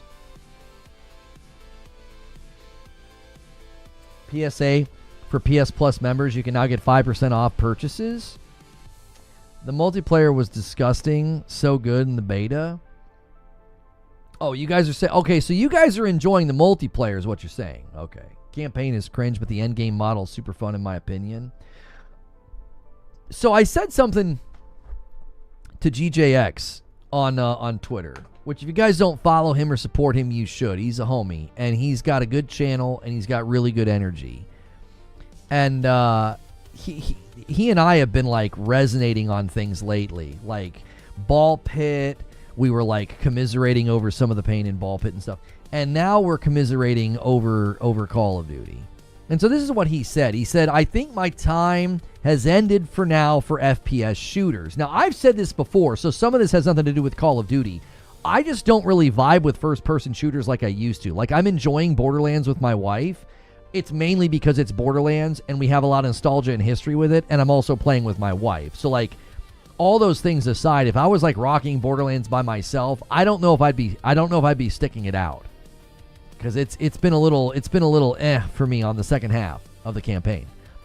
However, I do resonate with the rest that he says here. I've been exposed to too many other cool games I'm addicted to now after pouring thousands of hours into COD. I connect with this so much. I have just played so many other games that, like, all those hours I played in COD, I just don't care about COD anymore.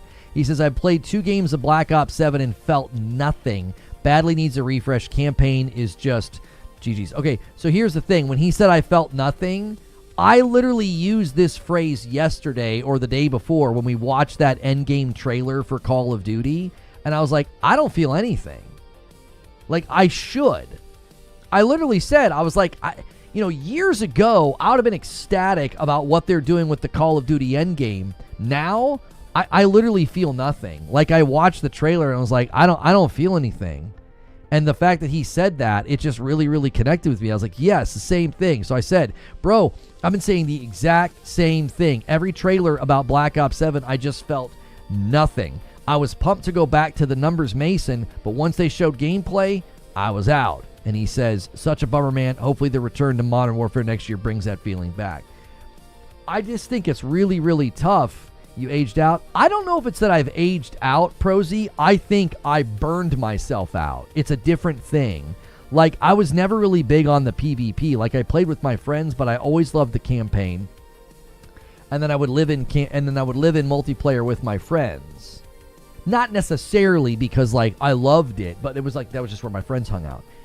So, to me, I would think it's more of that I burned myself out. I just played Call of Duty exclusively for so long, and then I played Destiny exclusively for so long. I just think I burned myself out on shooters. Like, I just don't care.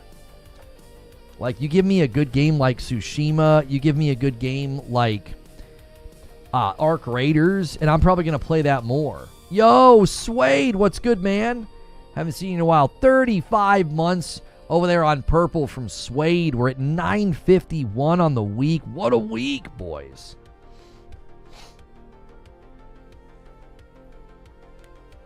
Last COD I played was Advanced Warfare. Everything seems to point to Black Ops 7 underperforming this year.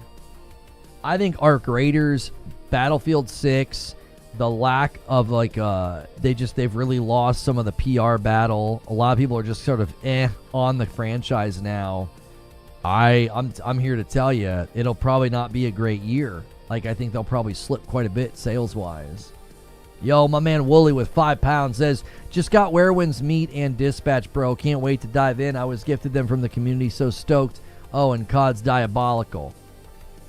Yeah, I know. I'll tell you what's diabolical, Wooly, is I'm sitting here trying to play Ball Pit. I'm trying to chill on my couch, and this guy's always sending me invites to play frickin' Arc Raiders, and I'm so tempted every time, but I know what I'm signing up for. He's like that friend that wants to go out and get drinks, and you know it's a bad idea. You're like, brother, we're going to get into bit. No, Come on, we'll just have 1 or 2. And you're like, no. I know what's going to happen. We're not going to have 1 or 2. That's Wooly in Arc Raiders. He's like, yeah, come on, let's come play some Arc Raiders. It'll be chill. It'll be fun. It'll be insane. It'll be intense and stressful, and I'll be sweating. That's what it'll be. I'm trying to chill on my couch and play some ball pit. This guy's always wanted to play Arc Raiders. I lurk when I can, but it's been busy. No worries, Swade. Always good to see you. You played Dispatch yet? Nick, I just don't think it's... I know it's super popular, but it just doesn't seem like it's my kind of game. It's like a Telltale game, right? I don't really... I'm not attracted to those games. I did the Tales of the Borderlands, but I did that as a Borderlands fan. Games like that just have... There's like no magnetism. Like I feel no draw. I just look at them like, that looks cool. I'm glad people are having a good time. Some of the cosplays have ended up in my Twitter feed, and they're something. they're something. But I don't have a whole lot of magnetism to games like that. I think it's cool that they're made. I think it's cool that it's being very successful. I think it's cool that people are celebrating it and liking it, and it's got like fandom. It just doesn't speak to me. Aaron Paul and Moist Critical are voice actors in the game. I would love to see that conversation. You know what I'm saying? Yo, science, Mr. White. I just really think that the way you're talking is it's sort of like that time that you go to prom and you can't find the exit and you really want to leave. That's my best Charlie impersonation. He always... What did he do? He did something the other day and he made me cackle. He made me laugh out loud. He acted like he was getting something on his desk. He's like, "Oh yeah, I have something for you here." He's like, "Oh, gotcha." He's like, "Yeah, it's old trick, but I forget how he even said it. It made me laugh out loud. It was so stupid, but it was so funny. I like Charlie. He, as a content creator, if you watch his stuff, you experience you're happy for him, but you're also angry and a little envious. You're like, homie just gets to hit the button and so I watched this movie and I just want to talk a little bit about how the popcorn didn't taste very good. And you're like, okay, I'm going to watch this. And then he gets 1 million views. And you're like, you son of a gun. Can you imagine that being how you're independently wealthy? You're just yeah, I hit a button and I look at a camera and I just kind of talk about stuff with the energy of a sloth on Quaaludes, and I make millions of dollars. I like him. I think he's great. But as a creator, you're like, you son of a gun. You talk about winning the content lottery. Him and Zach, especially him and Asmongold. Gee, many Christmas. Oh, my. All right, let's take another question here. Let's see what we got. Spider Senseless says, what's the level of AI you're willing to accept from an artist or company? In the COD instance, it's definitely unacceptable with all that money to not have an artist like before, but I know it's a useful dev tool. All right, so here's going to be sort of it's a work in progress, but this is kind of my principle with AI. I only care if I can tell to the degree that it hurts the experience. That's it. I think that's a pretty fair sentence. I only care to the degree that I can tell in that it hurts the experience. If I can tell you're using AI and it doesn't really hurt the experience, I'm like, oh yeah, I can kind of tell they used AI there, but it doesn't really affect my experience. I don't freaking care. But when I see those cards in Call of Duty, I'm like, I think that hurts the experience. That's something that people are earning and unlocking, and it looks like slop. It looks like crap. If I played a AA studio game and a character popped up and said, welcome to the town. I'm here to help you around. And you're like, okay, I can tell that's AI, but it doesn't hurt the experience. I don't freaking care.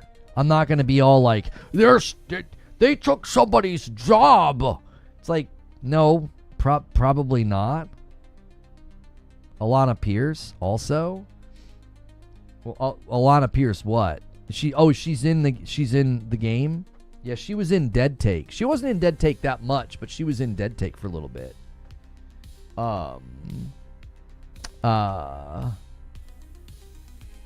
So if there's AI in a game, again, I only care to the degree that I can tell in relationship that it doesn't harm the experience. Oh, I have a bag of Frickmas that's in better condition. This is in much better condition. So this is more of like what you're gonna get if you buy some of our coffee right now that's on sale. The light and the medium roast are both $10.95 a bag right now, and so I got a bag that was a little less haggard and beat up to put into the stream with me. I don't know how it won't hurt experiences long term. Replacing entry-level positions with AI will lead to people who aren't capable of doing the higher-level jobs. It'll cannibalize itself. I don't think that's even going to happen that much, Eugene, because you need somebody to harness the tools well. You can't just be like, fire Dave, just get AI to do it. I don't think there are infrastructural realities within these companies where you can do that. Like, I don't think like you could just go into a development studio right now and be like, fire him, her, him, and they, them. I'm sorry. I'm sorry. And then replace them. Replace them with AI. Make sure you get the AI's pronouns if the AI wants to send an email. I'm just kidding. Anyways, the point is I don't think that there's like this easy like logistical swap that you can do where you could be like, yeah, I'll just yank these 5 people out of the company and just have AI do it. It's almost like, no, I think AI can help, but you're going to have people that can use it as a tool. You know what I'm saying? What Eugene's saying has already been happening. Right, and I think it's immediately going to be seen to be folly. They're going to be like, this isn't working. You can't just get rid of somebody and be like, AI will do it. It's going to fold back on itself about as fast as it started. Tons of companies are doing just straight replacing people. I don't think in gaming you're going to be able to do that because it's a creative endeavor. Look at what we've always said about Microsoft. They've started backtracking already. Of course they have. That's not surprising at all. Like, think about what we've said traditionally about how Microsoft treats gaming. We have said that they are acidic to creative process because they're not a creative company. They're a tool-based company. If you go into a creative endeavor and you're just like, yeah, fire Dave. What's Dave do? He designs all the guns. Well, we can use machine learning to iterate off of all of Dave's former work and just keep making new guns at pennies on the hour compared to what we were paying him. You know what's going to happen? The guns are going to look stupid. People are going to be able to tell, and one of your primary like draws of creativity is going to be gone, and you're going to be like, "Oh, this was stupid. Get Dave back in here." Like, I don't think in a creative environment you can do this effectively. Microsoft's proving that with their contract policy. You can't just replace somebody with another person. Think about that for a second. Like 343 and Halo Infinite are one of the strongest arguments to not do this to your company. They literally replaced a person with another person because of the contract policy, and it went terribly. Imagine replacing a person with AI and thinking it's going to go better. These companies got way ahead of themselves. And I'm not surprised at all that companies are walking it back because you can't you especially in the world of game creation, look at the revulsion or the almost recoiling that people have with procedurally generated content. One of the primary criticisms of Starfield was like the lack of environmental storytelling and like bespoke, handcrafted environments that set tone and story and feels and creates exploratory intrigue and creates exploratory purpose. Well, guess what? You don't have that if you're just AI generating everything. So if you're already seeing humans sort of rejecting this, and you're also seeing companies get bad results, I think this is going to get walked back so dadgum fast. It's going to get walked back really fast. They're going to be like, you can't just replace somebody with AI. You've got to hand AI to somebody to say, hey, you can use this to be more effective.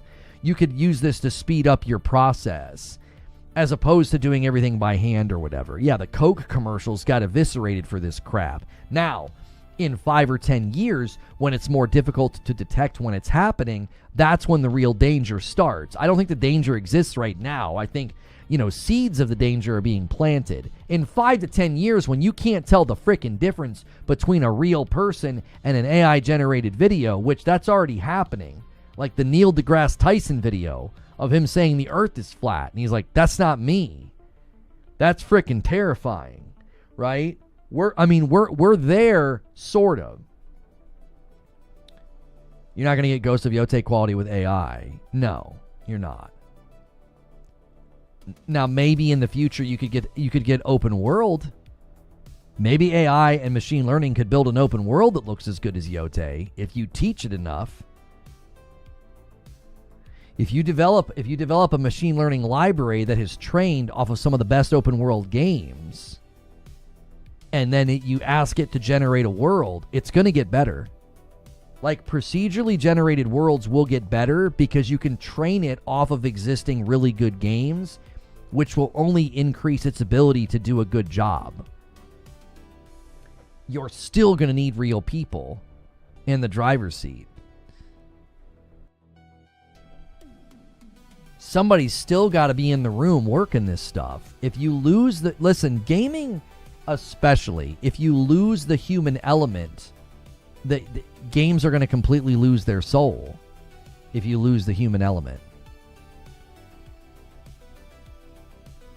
That's kind of my take on it, is that you're not going to be able to do it in the creative endeavors as easily. Look at manufacturing job openings and struggles here as an analog.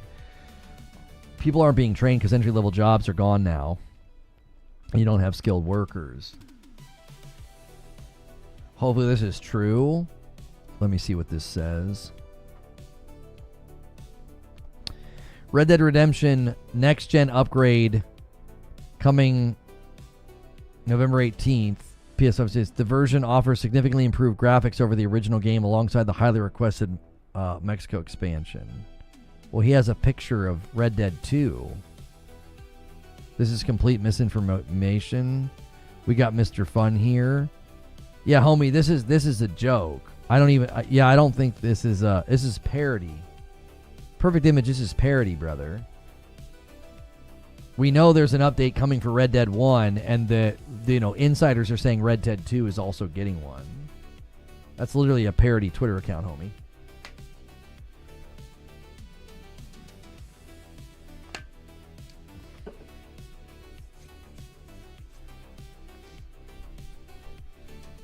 Yeah, he's joking around because somebody's trying to community note him, and he says he's like, oh, Mr. Fun over here.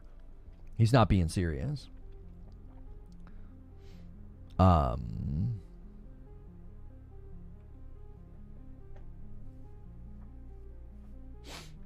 Games need human touch. It's a huge mistake replacing people with AI. Yeah, I agree. Perfect Image with a question. Let's put our business head. What Sony and Xbox can do to pivot into since Steam Box is coming? I don't understand. They don't need to pivot at all. Microsoft is pivoted to being a publisher / ecosystem.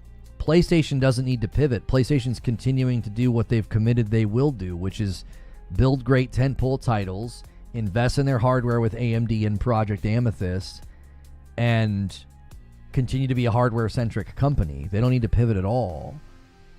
Valve and the Steam machine, I really think that people are missing so much here. The actual threat is an OS battle.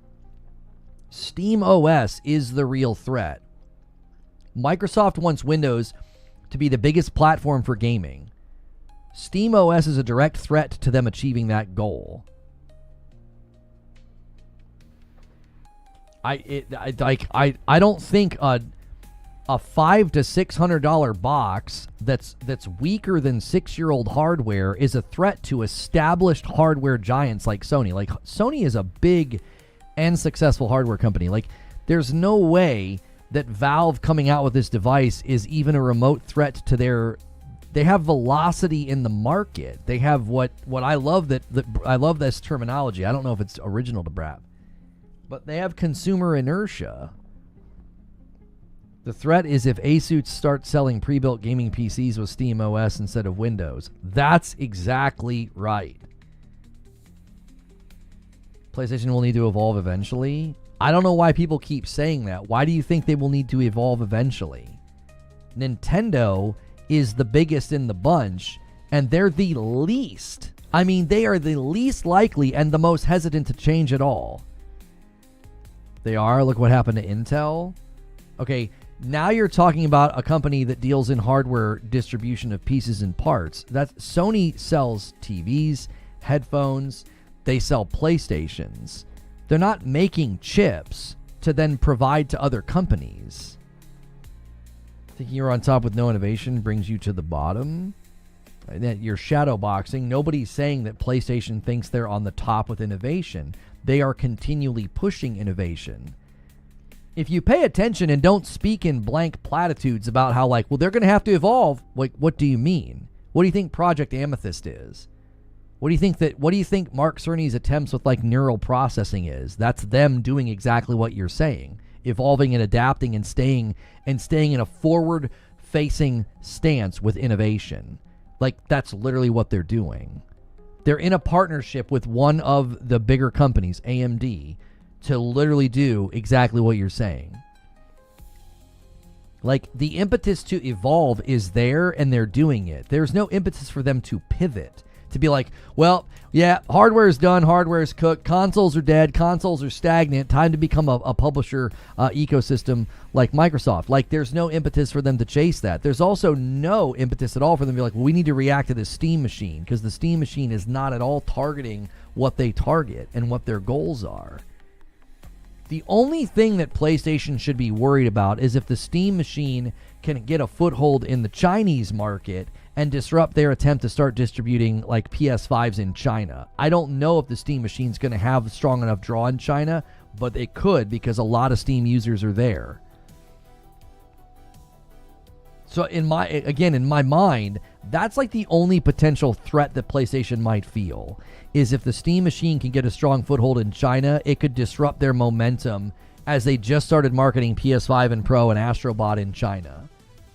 Formerly never really accessible there as a console. So that's a brand new market for them. They're going to do the same thing in India.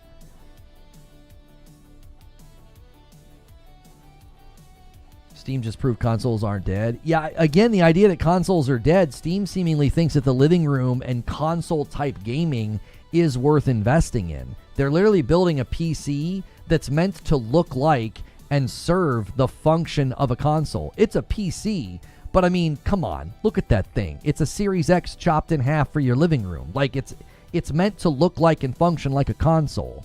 It is a PC. But they are targeting an audience that games in that way.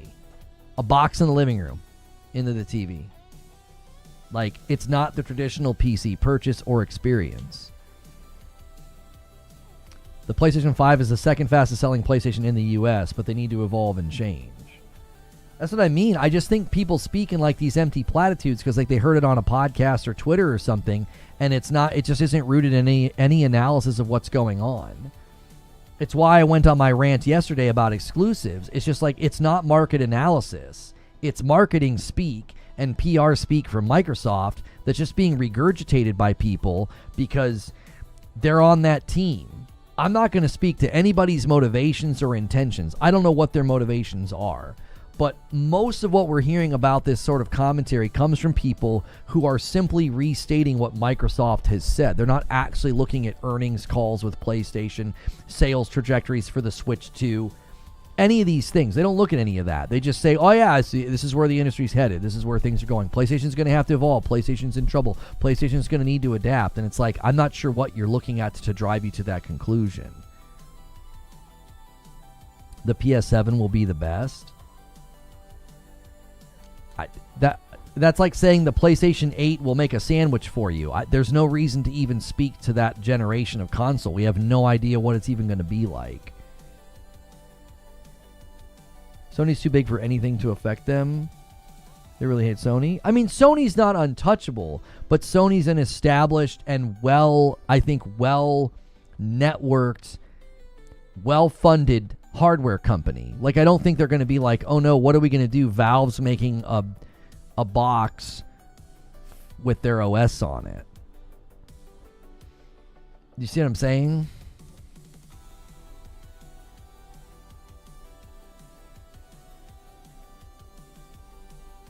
I hope the PS8 can make me a sandwich. It's not a... Shut up, Omar. If Sony was stagnant, we would call that out. They are not stagnant. And they are getting AMD to be innovative. Yeah, one of the first developments from their Project Amethyst relationship was FSR 4, which is the biggest leap FSR's had. Everybody's sung its praises. Well, that came as a result of the relationship with Sony.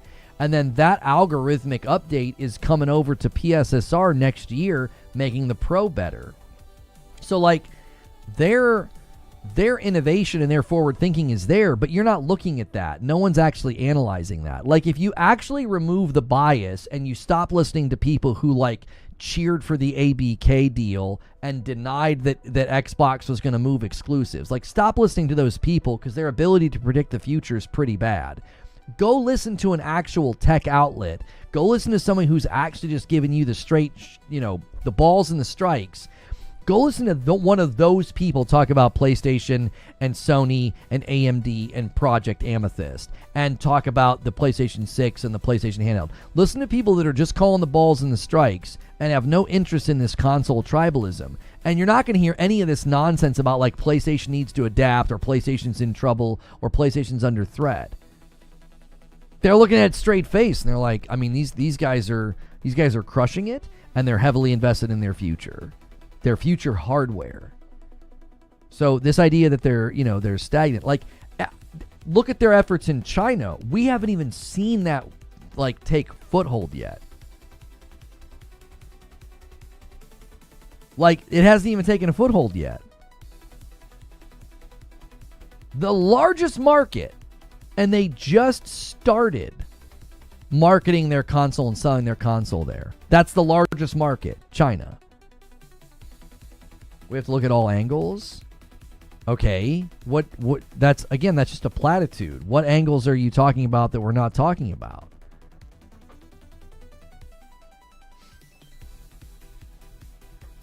I don't think the way people are talking about this, I think people believe in all these false dichotomies. It's like, well, it's like this Highlander view of reality. There can be only one. So they're like, Steam is going to be king, and they're going to crush everybody. And it's like, number one, that's not their goal, as far as I can tell. Number two, that's not how reality works.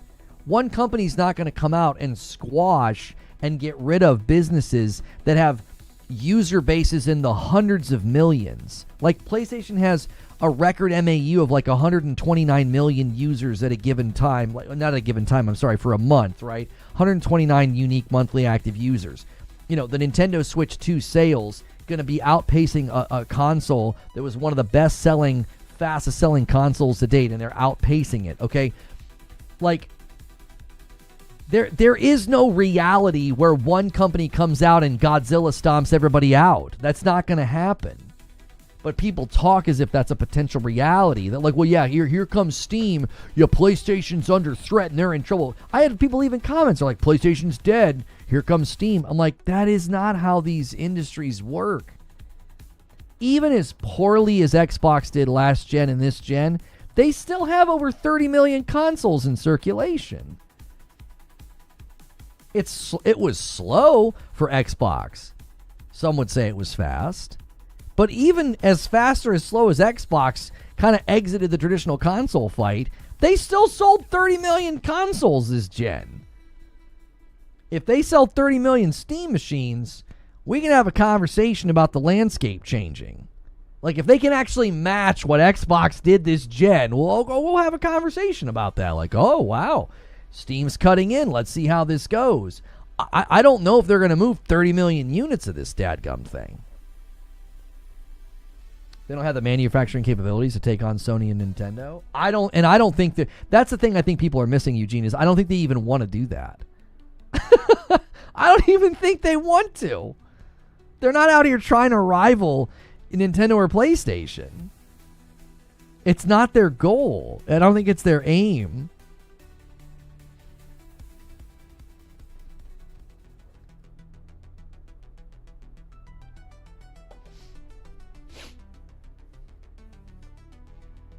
Steam does not have the capital to supplant PlayStation. I mean, I don't know about that. I don't think it's a question of capital. I think it's a question of business structure, logistics, and, like, what's their goal? Like, what's their goal? Like, I don't think that's their goal. If they license SteamOS to third parties, that capacity equation changes. Asus could match Sony and Nintendo. Could match. The question there, to me, Zubair, would be consumer demand. Could you create enough consumer demand in the market for, like, OEM, Asus, Steam machines? Could you create enough, like, momentum? I don't know. I think that'd be very difficult. Because a lot of the target audience, you'd be getting into a pricing problem. That would be the ultimate question, Zoob. If, like, the Steam machine comes out for like $400 for the cheap, $600 for the more expensive, and you start doing Asus OEMs for $700, $800, or $1,000, that's not going to cut in either. It's so expensive. You're going to price out most of the audience that likes Nintendo and PlayStation. They're going to be like, I ain't freaking buying that. That's expensive. That's like buying a PC at that point. You see what I'm saying? Like, I just don't know. What Valve is making with the Steam machine will be adjacent to consoles with respect to pricing, as well as, like, target consumers that are like, hey, that's actually not too bad. But again, it's like, is that Valve's goal to be like, yeah, we want to be selling as many Steam machines as, like, Nintendo's and PlayStation's out here? I just don't think that that's their goal. And then if they let somebody else start making them for them, who could manufacture enough to scale to rival PlayStation and Nintendo, you'd have to make devices that were within the same pricing structure. You'd have to ask Asus to do, like, a Steam machine that's going to be able to hit the market for $500 or $600, because Asus wants to make money on their hardware. Asus is not going to want to sell something at a loss. Do you see? Like, Asus would have to come to the market with something that actually is comparable in price to a console, and they're going to want to make money on the device. How are you going to do that? You'd have to have unprecedented demand for that type of a device in order for them to make enough at scale to make it cost effective for themselves. And if they are able to make it cost effective for themselves, where's that demand coming from? Where are these consumers coming from that are going to be buying, like, a $700 or $600 OEM Asus Steam machine in enough quantity to rival PlayStation and Nintendo, enough quantity for them to scale it so production costs go down? Valve does not want to make enough hardware to challenge Sony and Nintendo, but there is capacity out there if they wanted to try. And there's so many pieces and parts of that would be tough, Zoob. Like, let's just imagine that they wanted to. You got to motivate companies that want to make money per device to make a device that competes on price with console as well as power. There ain't no way. There ain't no way Asus is going to agree to that, because Asus wants to make money per device. So they're not going to be able to make it comparable to console pricing. And if they do make it comparable to console pricing, that thing is going to be weak as frick. It's a chicken and egg problem. Right, if the demand's not there, how do you foster the demand? If the demand's not there, you can't foster the demand because you can't make a piece of equipment that's compelling enough, because in order to make it at scale to keep production costs down so that you can actually sell it at a reasonable price, you're going to have to put pretty good hardware in there at a massive scale, and the demand's not there yet. It's like the VR problem. It's like you can't make a compelling killer app because you can't get the investment dollars. You can't get the investment dollars because the demand's not there from the consumer base. Part of the reason the consumer base demand's not there for VR is because there's not a killer app. So it's just this back and forth, like, Well, there's no demand because there's not a killer app, and you can't make a killer app because there's no demand. And it's like you're stuck in that cycle. I feel like this is a similar problem. You would need to be able to market research it and say, there is an absurd level of demand for an Asus-made, Steam machine to compete with PlayStation. And that demand would have to be so high because that's how you would justify making a ton of them. You'd have to make so many of them to get the production costs down. And if you can't do that, it's too expensive because Asus is going to be like, we want to make money per machine sold. We're not doing this freaking loss, so we're going to want to sell it at, $800, $900, $1,000. Well, now you're not competing with PlayStation. You just priced yourself out of the market. You're especially not competing with Nintendo at $450. Look at the price of the Xbox Ally X. Asus priced it high because they don't want to lose money on the hardware. Right, and they didn't make a ton of them. If you listen to Moore's Law is Dead, it was like a paper launch. Like, there were places that got a certain number of units with no indication they'd be getting more. That was like a very, very soft launch. That would be the biggest issue, would be the demand's not there. How do you foster the demand? You'd need an amazing piece of equipment at a competing price. And the only way you're going to get an amazing piece of equipment at the competing price is to have a ton of demand to justify the scale of production to keep the cost down. How in the world is that going to happen? I just don't. I think your audiences are too entrenched. Your PC audience is very entrenched. You got a massive Steam audience already that wouldn't really have an interest in something like this. I mean, they might. Maybe that's where the primary audience would come from, is people that like to buy pre-builts, and they would find this to be compelling because they're like, I don't really upgrade my pre-builts. This is pretty nice. It comes with Steam OS. It's made by Asus. It's not a bad price. But again, if that's where your primary audience and demand is coming from because they're willing to spend the $800 or $1,000, then you're not doing anything to PlayStation because you're just selling to an existing audience. I can't imagine a person who is cross-shopping Switch 2, PS5, and a Steam machine. You get the one that has the games you want to play in the living room. Pretty much. Did you see Adam Fletcher, director of Diablo 4, is leaving next week? He's the community guy, isn't he? Isn't he the good-looking guy that does all their updates and stuff? Yeah, he's like their community lead guy, the community director or whatever. He's so nice. That's a big loss for them. Yeah, he's going to be leaving on November the 19th. Yeah, that's a big loss for them. That was probably not easy. He stayed in the trenches, man, and that game had a rough start. And he was, as far as I could tell, he's out there putting on a good face and doing what he could to keep things going. That's not good for them to lose him.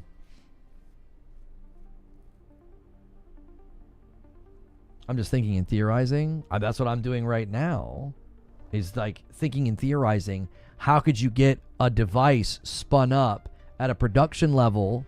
You need production, power, and price. You need the 3 Ps, okay? You need your production at a scale to keep the price down while maintaining good power to compete here with an existing, infrastructure of like the PS5. Who left? His name's Adam Fletcher. He's leaving in 5 days. Anytime you've ever watched the Diablo streams, he's like the young, good-looking guy that was always like he was their community guy. He's leaving Blizzard. And I'm saying that's a blow to the company because he stayed in the trenches.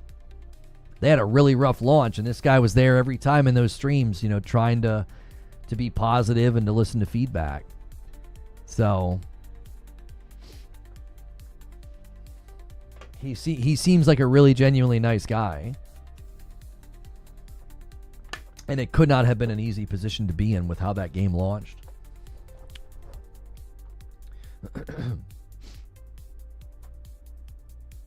He was a community manager for Gears 4 and Gears 5 before leaving with Rod. Oh, really? Yeah, it says it'll his second time back at Blizzard in his career. So, yeah, he's been there before. Question here from Ula Tech. What game are you waiting the most for by the end of the year? I'm going to be honest with you, man. I'm be honest with you. I don't. There's not a lot as this year is ending that has my attention other than Metroid. Like, I know people are going to be like, Kirby, what about Kirby? Kirby's not really my jam. I'll play it, get it for my kids. We'll probably play it. But the Metroid game is looking pretty good. But outside of that, it's pretty thin for the rest of the year, which isn't surprising. People were anticipating dealing with GTA 6 this year. Do you know what I mean? What's going on with wherewindsmeet? It says this item is not yet available. I thought it was going to be playable at noon today on PC. You trying wherewindsmeet today? I just checked, Calvin. It's still not playable on Steam. It's not playable on PlayStation until like 5 this evening. So I don't know. We might have to pivot and just check out the new map in Arc Raiders or something. I don't know. I had that planned for yesterday. I had the thumbnail and everything made for Arc Raiders, and we didn't end up doing anything with it because there wasn't any new content. It's 5 o'clock. I tried to tell you before. Okay? Can we not do that thing where you say "I told you so" when we went to the storefront on Steam and it said it would be playable today at noon, and PlayStation said 5 o'clock? So I told you so is not helpful right now. We did the research. It said 5 o'clock for PlayStation. Steam said noon today. So you trying to tell me doesn't mean anything right now, because you could not have possibly convinced me that you were right and Steam was wrong. We've been in these scenarios before, and people are like, I don't think we can play it tomorrow until such and such time, and then noon rolls over and it's playable on Steam. We've been in this situation before. There's no reason to get snippy. I was just trying to be helpful. No one's being snippy. You're doing the "I told you so" thing. You take the day off. I don't like your energy. When we're frustrated by something and someone wants to do the "I told you so" after we did proper research, you take the day off, brother. I don't want to hear from you right now. I'm protecting my peace. I don't like listening to folks like you. Take the day off. Like Jiminy Christmas. Like, yeah, we're trying to play this game. Sorry, guys. It looked like we were going to all play it noon. I tried to tell you. Man, shut the frick up, bro. Like, it said we could play at noon. Steam literally said it on the storefront. That's why we took the time to get ready. Good Lord. Infinity Nerd says, what's the percentage of people who will not buy an Xbox Magnus and who will stay behind on the Xbox Series, and how long before Microsoft decides to drop the Series X completely? I tried to tell him not to say that to you. What's the percentage of people, I'm trying to understand this question, who will not buy the Magnus and stay behind? Oh, okay. So who aren't going to buy the Magnus but are going to stay on Series? How long before they drop it entirely? A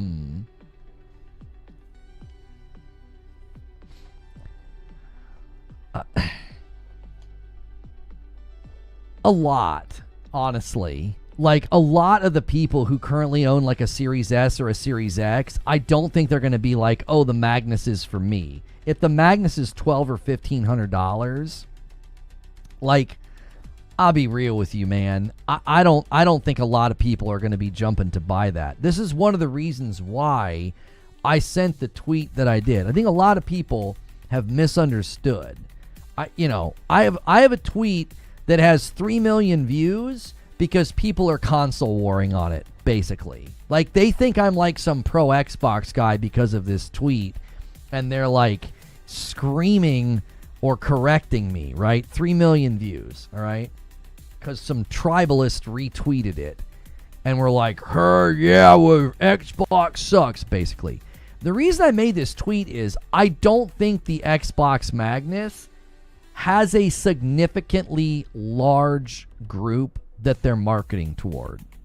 Like, I don't think a $1,200 to $1,500 console PC hybrid has a big target audience. Like, this is the most important part of my tweet. Different target audience, okay? The Steam machine between $400 and $600 is not targeting the same audience that like a $1,200 Magnus is targeting. So, like, this is not at all as a tweet. People are like, it's coping. It's an Xbox fan coping. No, I'm being dead serious when I don't think the Magnus has a significantly large market to sell to. This cuts into the already small group, though. You could argue, Yanadid, that it cuts into a group of people like me that just wanted Steam in the living room, and they're happy to buy this, and then they don't have to worry about anything else. They just buy this and they're done, right? They're like, "Yep, I got the Steam machine, and now I don't have to think about it. I'm good." Like, yes, it could potentially cut in on that crowd. But my point, and I'm going to keep coming back to this, people are like, you can emulate the 360. Shut up about emulation. The average person who owns an Xbox and cares about backwards compatibility ain't going to watch your dadgum video on how to emulate. They're not going to. Right? I can emulate, and I can play Nintendo games. Man, shut up.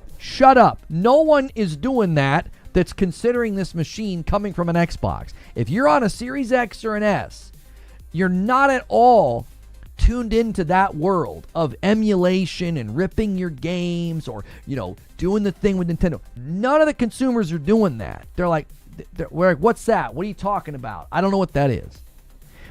So the backwards compatibility is a factor because people that have been ride or die with Xbox, the first Xbox, the 360, the Xbox One, the Series consoles, they are 100% going to be concerned about backwards compatibility, which the Steam machine does not offer. You can straighten your glasses at me and actually you can do emulation. Actually, you can shut the frick up because no consumer that is compelled by backwards compat is doing that. They're not going to do that. They're looking for a machine that they buy, plug into their TV, log in, and all their stuff is there.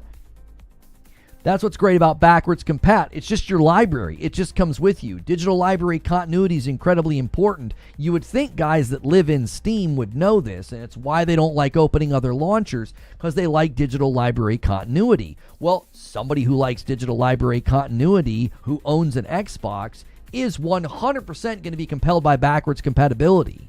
They're going to be like, well, I want to bring my games with me.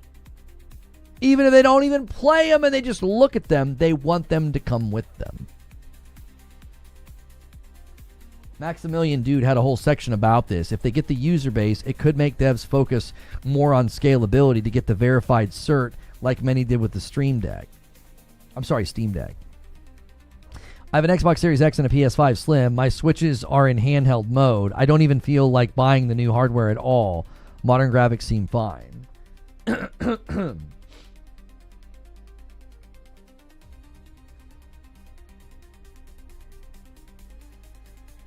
So there's some confusion, at least from my perspective. I'm not saying you didn't check on everything, but the available information is confusing. Steam has it listed as coming soon.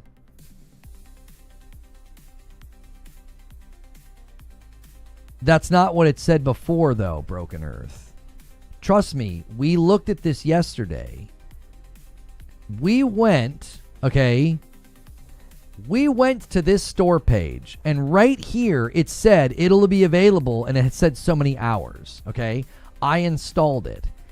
Up until noon, it said it'll be available in 2 hours. Then it said it'll be available in 1 hour. And now that we're past noon, it says coming soon.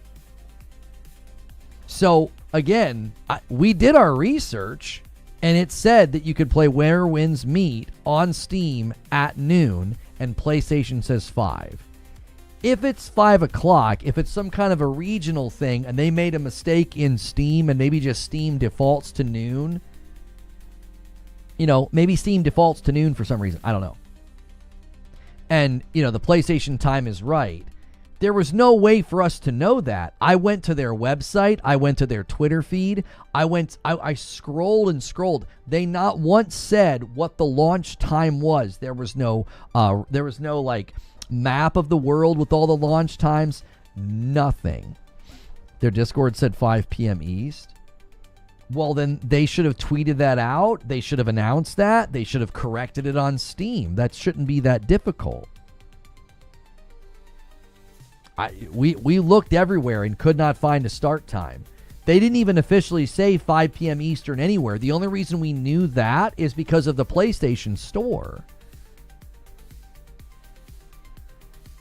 Like, if they said it in their Discord, well, then that means somebody could have said it on Twitter, and that means somebody could have contacted Steam or went into the Steam page and updated it. Like, if they said it in their Discord, somebody could have done that. Like, they didn't do that. That's on them. I mean, I don't know what to tell you.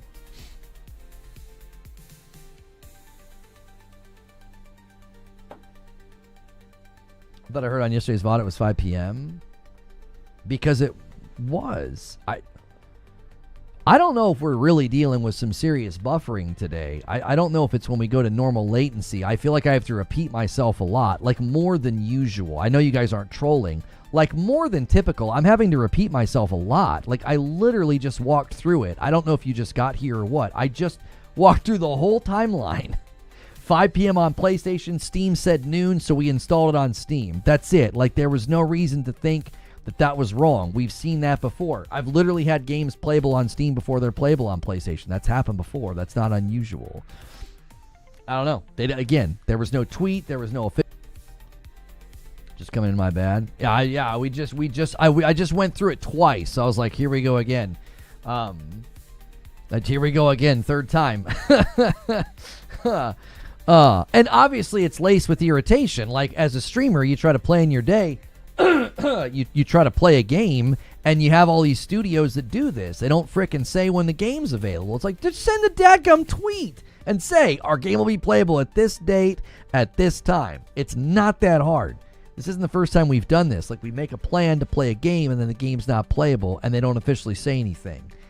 And it's, uniquely irritating. Like a guy on Twitch is like, I tried to tell you. And it's like, we were trying to get a straight answer. There wasn't a straight answer anyway. Act like you know.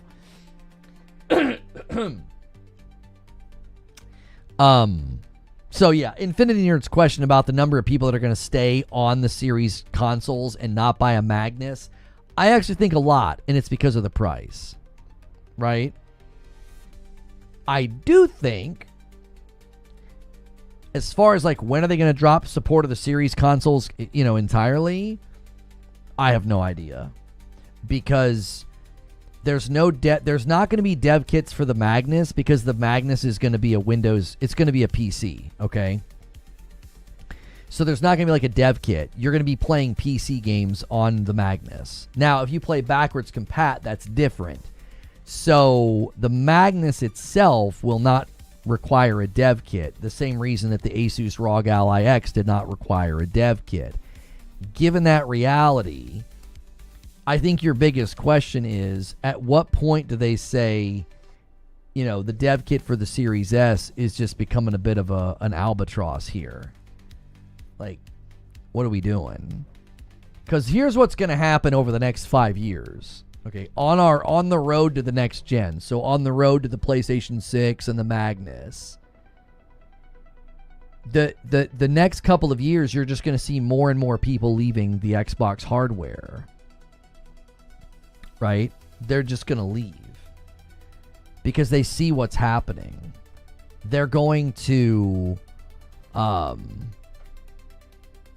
they're going to go to PC, they're going to go to PlayStation, they're going to buy this Steam machine, they're going to go to Nintendo, wherever. Like the Xbox is losing people probably left and right now because they're angry, they see what's happening. Like let's just say it. There's no console tribalism in saying this. I think a lot of people are literally seeing Halo going to PlayStation as like, well, there's the starter pistol. I should just go to PlayStation. What am I doing over here now? Especially if they've been living on Game Pass. They don't really have a library that they've been building. It's easy to leave. So I think Xbox is losing a lot of people either to PC or to PlayStation right now. There are people mad in the forums. You're definitely right that was in the listing. Somebody says that they should do a class action lawsuit. I speak for everyone when I say I'm done with devs who can't even make their own release time.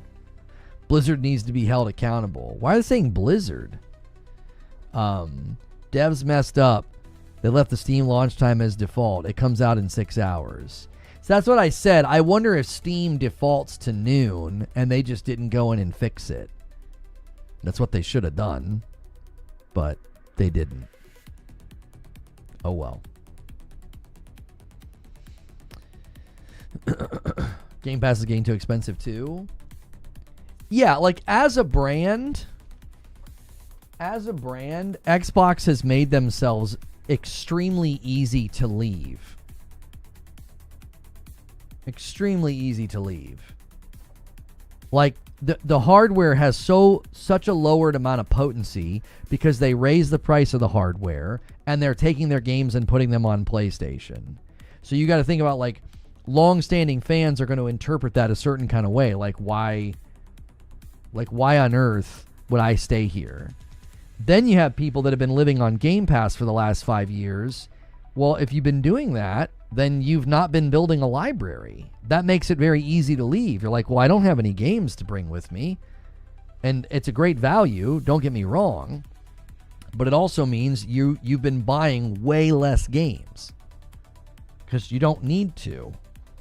You didn't need to buy the recent Call of Duty or Diablo or any of that. Well, unless you play Diablo at launch. And a 10 bomb on members comes in from Rissick. Thank you so much, Rissick.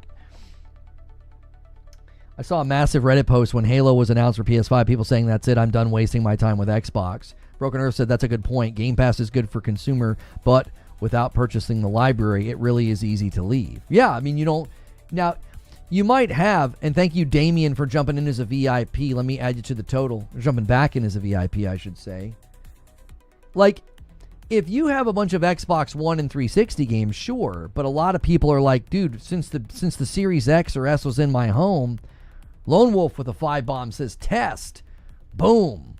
967. Thank you, sir. A lot of people this gen were probably like, yeah, dude, Game Pass is great. Why would I be buying games or whatever? Well, you get 5 years into the gen and you turn around and you're like, I don't really have any games that I've been buying. Like when I turned off Game Pass, homies, let me tell you, my Xbox became a bunch of exclamation points. Oh, you're making sure your card was working again? Guys, everybody should do what Lone Wolf's doing. Make sure your card's working. Broken Earth does a 10 bomb and gets the next milestone for YouTube. 977, and I owe YouTube a member. I had a friend that switched to PC after the $30 price point. Yeah, Zinthos. I think a lot of folks are going to do that. They're just going to switch to PC or PlayStation. Because it's like, well, why would I stay here? This is not what this is not what it once was. There's nothing wrong with that. There's nothing wrong with that at all. Again, and it's not tribalistic to say that. And a single comes in from Lone Wolf. Lone Wolf might be trying to bait the 20 bomb to 1,000. I tell you what. If one of y'all does it, if we do the 20 bomb to 1,000, I'll drop a 5 bomb on that platform. There it is, 979 from Broken Earth, 980 from Lone Wolf. There it is. There it is. If someone shoots the moon here, I'll do it. I'll do a 5 bomb to that platform instead of a single. Raising the stakes, boys. Hang on, I'm gonna have to mute this. And Broken Earth with a VIP says, Chaos. Thank you so much for 33 months, my man. I'm not Broken Earth. I'm sorry, Broken Surprise.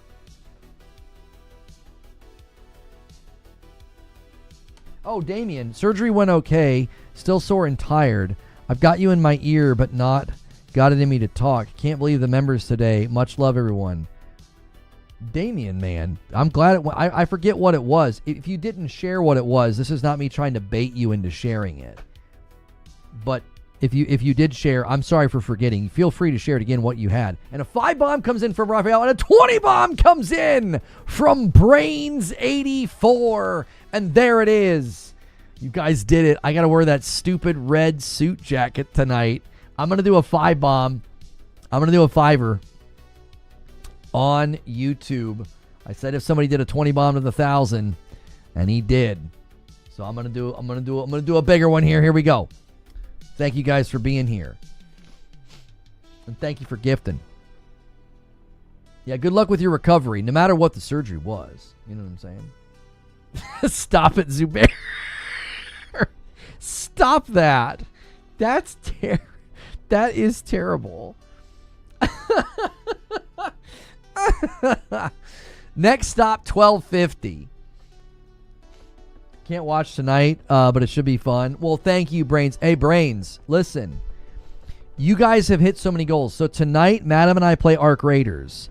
If tonight goes really well, like if turnout's good, viewership's good, because my wife playing Arc Raiders could start to, bring in more people, because it is really fun watching her play with me. I'll do it again tomorrow. If it's kind of like, if the novelty's worn off, we'll still do it, but I'll do it in the Discord, and you guys can just play with us. It's a great reason to be in the Discord. No matter what, you'll be able to watch us play tomorrow and join us. Whether or not it's a public stream really depends on y'all. Like, if the people show out tonight, and I'm like, hey, it's not going to be... Because if we do something on a Saturday night and it does really poorly, it's really bad for the channel. Like, we've got to be very careful with the channel right now, because we're things are turning around, and we can't be reckless. So I'm having a little transparency with y'all about that. Like, I love to celebrate and do stuff with y'all, but we might have to do it in the Discord, okay? We're still going to hang out with y'all and play Arc Raiders with you guys tomorrow, but it very likely could end up having just being in the Discord. Massive scar tissue from getting my appendix removed 18 months ago. Oof. They found some stuff. Oh, okay. Well, obviously pray the biopsy comes back clean. And glad you're in recovery, because that probably was not fun. And my appendix surgery was insane, but mine was many years ago. So, guys, I do not have a stretch goal for 1250. Okay, let me just take the Arc Raiders image down.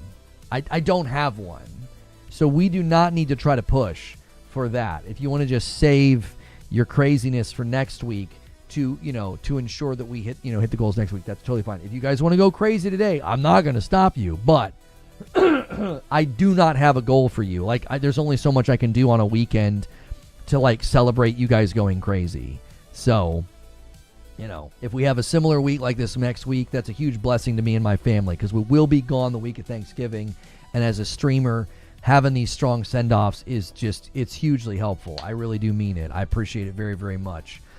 It's the 2 times a year, roughly, I'm gone for about a week. Thanksgiving, and then I usually try to do an early trip to go to Florida to see my in-laws. Sometimes we do one in the summer. So those can be tough to do as a streamer. They really can. It's not like a traditional YouTuber where you can like sketch out content to hit while you're gone. Like, we might do that because you guys have been supporting the uploads, but like this is it. The prime time, thing that we do is live streams. Gonna go get some rest. All right, yeah, rest up, Damien. And thank you again for doing a VIP. It's very kind of you. We need a wild 2,000 member goal. You'd have to think something up. I'm happy to do a wild 2,000. This thing goes all the way to 2,000. It'll keep adjusting as we go crazy. And you've got some heavy hitters that aren't even here today. You guys did this today and yesterday without even some of the big dogs coming in and going nuts. So you come up with something that sounds fun and we can do it. But I'm out of ideas, man. There's only so much I can do with like goofy things, fun things, community things. Like, eventually... So I'm scared once I said biopsy, I crap my pants. Don't even think about it, man. I know that's really easy for me to say, but people have that stuff done all the time. It's good. It's good to have it checked. Just to be careful. Thank you, Steven Marsden, for the 50 bomb. He says, think something up. Chat usually comes up with the best ideas. What do a lot of the streamers that you watch do? Like, what kind of goals and incentives do they do? I know they, like, eat weird food or something like that, but, like, I don't know. I have a hard time with some of this stuff. Like, I don't want to do... People are like, do something with your hair. I'm not going to shave my head. We did the shave face thing once. I don't want to do that again. We did ketchup. I had to make a steak and eat it with ketchup. I don't want to do that again. It was such a waste of a good steak.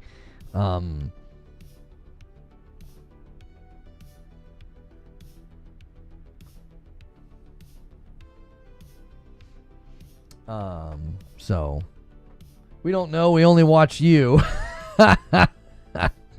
Which do you think sells better, Steam Machine, PS6, or the Magnus? The PlayStation 6. That's an easy question. I don't even think an Xbox fan would disagree with that. Like a hardcore Xbox fan or like a hardcore PC fan, I don't think any of them would disagree with me. The PlayStation 6 is going to easily outsell the Magnus and the Steam Machine. Easily. Don't do that guy. Hated that goal. You guys really liked it when I did the IRL stream in the backyard. I mean, we could do that again, and I could sit out there in the cold and like have a drink and hang out with you. I mean, if you like to see me in pain, I mean, we could certainly do that. I don't know. All those members, now you don't need upgrades to Member Plus. Well, no, the reason we want upgrades to Member Plus, Big Pack fan, is, generosity from people is amazing. A support base of people is a lot stronger. Like 1,000 people paying for their own membership is strong, resilient, and like a nice, you know what I'm saying? Like people go nuts, and that's amazing, but I don't like to count on that or like expect it. You see what I'm saying? Like that's why I always do a celebration. I'm like, let's do a stream, let's do a thing to thank people for going crazy. I'm not like, hey, hit the goal, boys. Like I'm not doing that. I'm like giving something back as much as I can within reason when we hit goals. You know what I'm saying? Like it's just like, that's why I'm like, man, you get that support base of people, then this kind of stuff can just be for fun, cherry on top, not like a key component to what we do. Does that make sense? So that's one of the reasons I try to do a lot of fun stuff with the members, because the hope would be somebody's like, oh, I don't want to lose my membership, let me pick up my own. That's why we do that. I think it's more, will the Steam box outsell the PlayStation Portal? I feel like depending on the price point, the Steam Machine could sell really well. Murphy, I really don't think Valve is going to be able to scale to compete with something like a PlayStation 6. I just don't think so. Like the PlayStation 5's on pace to catch the PS4. Like it's on pace to, it's going to have, at some point in the future, there will be over 100 million PlayStation 5s in circulation. I don't think the Steam Machine's going to be in a position to compete with that. You also have to remember, Steam Machine's coming out next year, slightly weaker than the PS5. The PS5 at that point is going to be 6 years old. Like a device at that level of power, it's not going to compete with like a mainstay piece of technology with an entrenched user base. PlayStation has an enormous user base. They've got 40 or 50 million people right now that are still on PS4. $12.50 and you and Madam stream on the green. She doesn't want to do it. I'd be happy to. I just get silly and giggly. I really do. I think you guys would think it's funny. But she's not going to do that.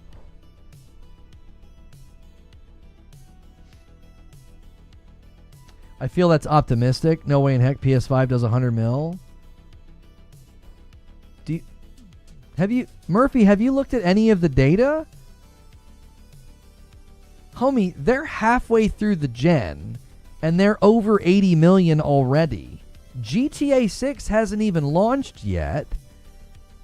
They've got 40-something million people still on PS4. They need like maybe half of them to decide to finally buy a PS5 when GTA 6 comes out. Call of Duty still hasn't left the PS4 behind. When that happens, homie, PS5 is easily going to be over 100 million. What are you talking about? They're going to hit 100 million without breaking a sweat.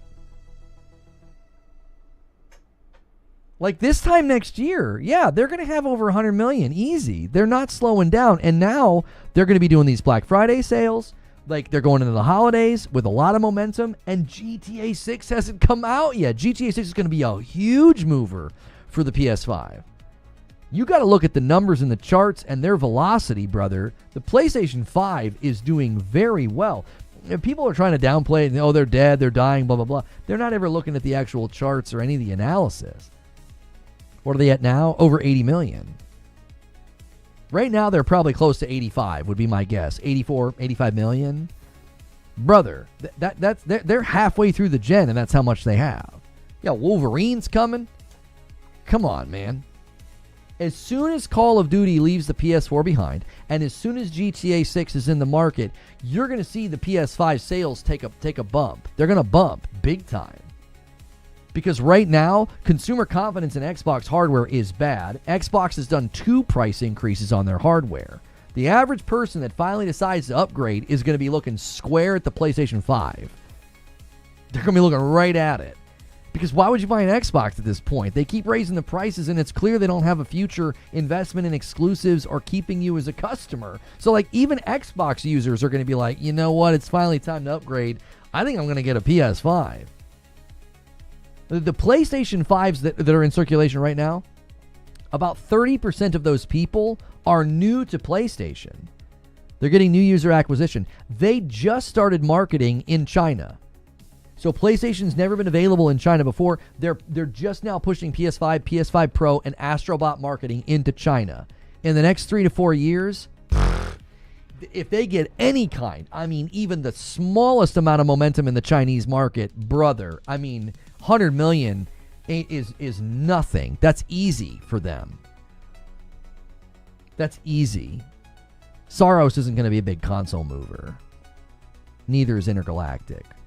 Wolverine and GTA 6 are console movers because they are brands that transcend gaming.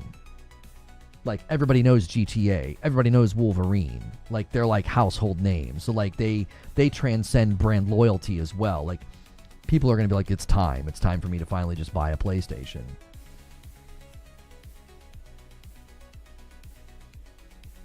Intergalactic's not a console mover at launch. I don't think so. Entrenched fans love it and are going to buy it. Anybody fence sitting's not going to be like, well, it's time. That Intergalactic looks hot. No. If you're fence sitting or you're waiting, Call of Duty, GTA 6, and Wolverine, those are movers. Those are going to get people to finally jump off a PS4. Wait, China's getting PS5? Take it back. They could do 150 if that's the case? Brother, I have a video on the channel where I argue PlayStation's secret weapon is China. Have you looked at the China Hero project? Now, Lost Soul Aside didn't do very good. It didn't do very well. But the China Hero project is something that PlayStation is doing. They're partnering with Chinese studios to publish games in the Chinese market. Now, a handful of these have already come out, and they've not been movers or shakers, okay? Lost Soul Aside is an example of one that just didn't do all that well. But like Exilage and Convaleria, these could be enormous hits in China. Even as live service games, they could generate a stupid amount of money. Davaland of Waterscar, Awaken Astral Blade's already out. It has a decent score. Willis, Winds Rising. AI Limit's also already out. It didn't do as well.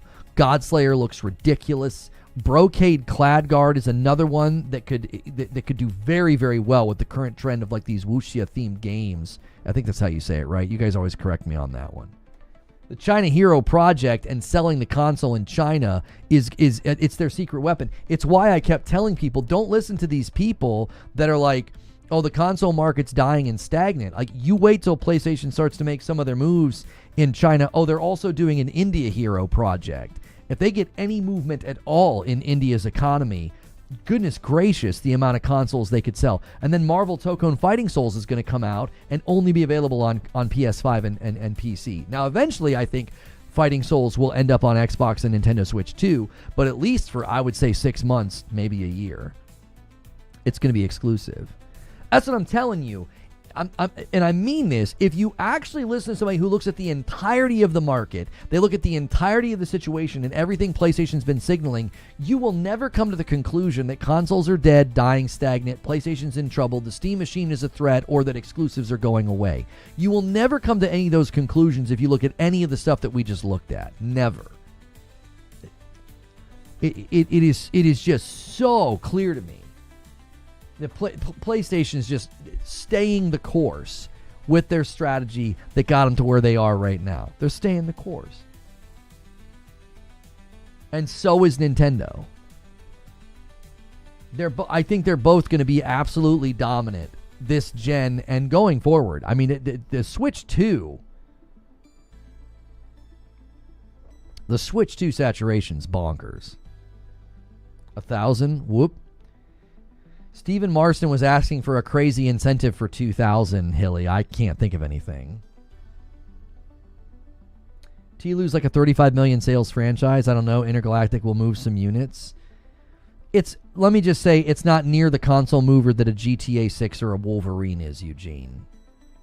Also, big fans of TLU are probably not hanging out on PS4 right now, brother. They already have a PS5. That's kind of my thought as well. If you're a Naughty Dog guy and you thought those games were amazing, I highly doubt you're camping out on a PS4 this many years in. Right? The only way it doesn't is the PS5's already near saturation. Yeah, I think that Wolverine is the kind of game that'll appeal to like the Call of Duty dudes that have just been hanging out in Warzone for the last 5 years and they refuse to upgrade to the PS5. Same with GTA 6. As soon as Call of Duty leaves behind PS4, as soon as GTA 6 is in the market and Wolverine's in the market, you're going to finally pull all of those guys over that just live in Warzone and Apex and Fortnite. Dudes that are like, man, I love Naughty Dog and I love The Last of Us, they probably already have a PS5. That's why I don't think Intergalactic's going to be a big console mover, because a lot of the people that are like, dude, I can't wait for Intergalactic and I love Naughty Dog, they're probably already on PS5. I'm picturing that kind of like the bros, the COD bros, the COD heads. I feel like Wolvie, GTA, and COD speak to them a lot stronger, and that'll finally tip them. They'll be like, all right, fine, I'm getting a PlayStation 5. It'll move some units, but nowhere near as many as GTA 6 or Wolverine. Yeah, Intergalactic may pull some of the PC types. If the graphics and the combat are at the level that we're seeing, for sure, that is a very, very, that's a high potential.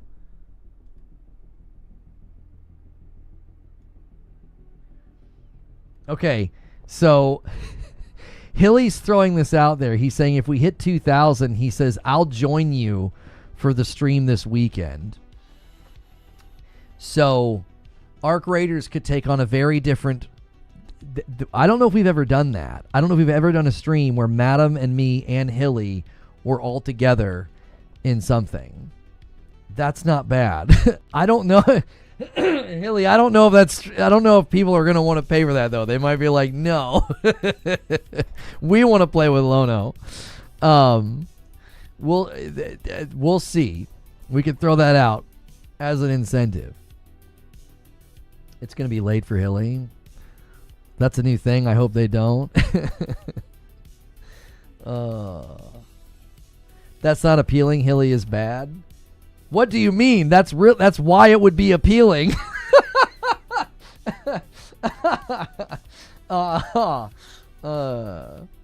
Okay, here's what we got to do though. We'll just keep the show going. I may decide to roll over into a new stream and do some Arc Raiders on a Friday with you guys. We did that last week. I actually haven't checked on that to see, is this worth like a weekly segment? Hang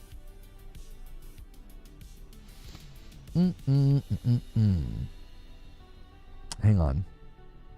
I just don't know if our audience is like this. There's like a strong desire to like watch Arc Raiders every week. I have fun with it, but I don't want to be stupid and self-indulgent and do stuff that people aren't interested in. Like I'm always trying to be careful with that. There's also a bunch of questions I still have to answer, so I'll be right back. All right, don't go anywhere.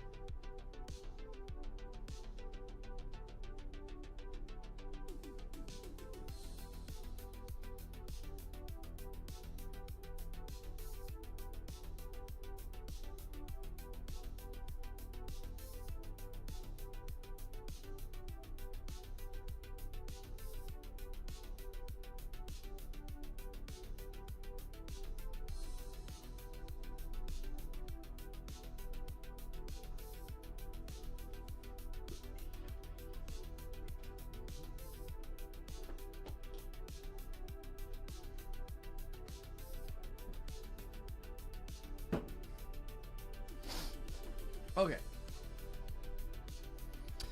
Yo, Brian31 gifted a member while I was gone.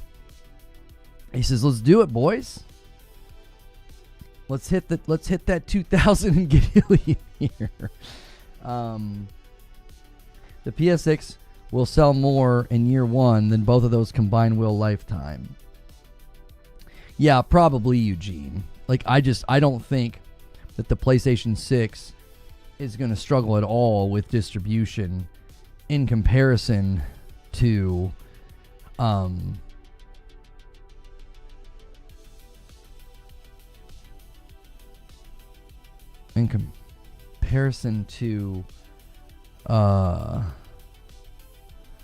other things. What the heck is this? Hang on. I gotta just send a snapshot to Creature. There's a weird stat on a video.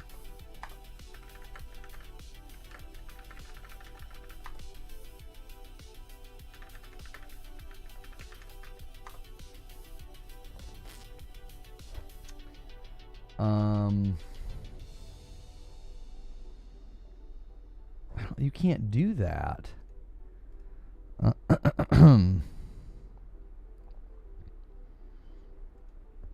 Yeah, you literally can't do it.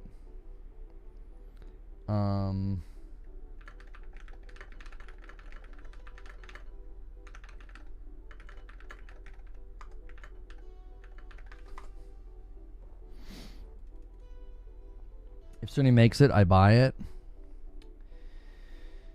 PS6 will sell however many they can produce year one, just like Switch 2 is.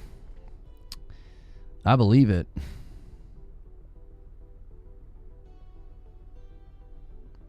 It's saying, YouTube is saying in the last 60 minutes that I've gotten views from YouTube advertising. Did any of you guys find today's stream? Was it promoted, advertised, or featured? I mean, that's cool if they're doing that, but like, I didn't know they were doing stuff like that. Hilly says 992 to go. I don't think I need to mention this to Mrs. Hillary. What's the 2,000 incentive? That when we play the Arc Raiders community game night on Saturday night, that Hilly will join my wife and I for it. So, I don't know if we've ever done that. I also don't know if people are going to want to hit that as an incentive. Let me get through the rest of these questions, though. Shadow Dre says, a lot of the discussion of the Steam Machine has been about where it lands on launch. I'm more curious about the long-term implications. What do you foresee long-term for Valve's console efforts? I don't think they see it as console efforts, but I could see them, to me, it's operating system efforts. That's what Steam's primary goal is. So I could see them maybe giving, like, you know, OEM, you know, they could be doing something with OEM where they like let Asus make one. And then it's stronger and it has the OS and it has more features and functionality or something. 5,000 and Creature will play. Yes. Yeah, if we hit 5,000 members on the week, then Creature will join us. Yes, that's fair. Yeah. You guys only need about 4,000 more members to make that happen. You better call Mr. Beast, boys.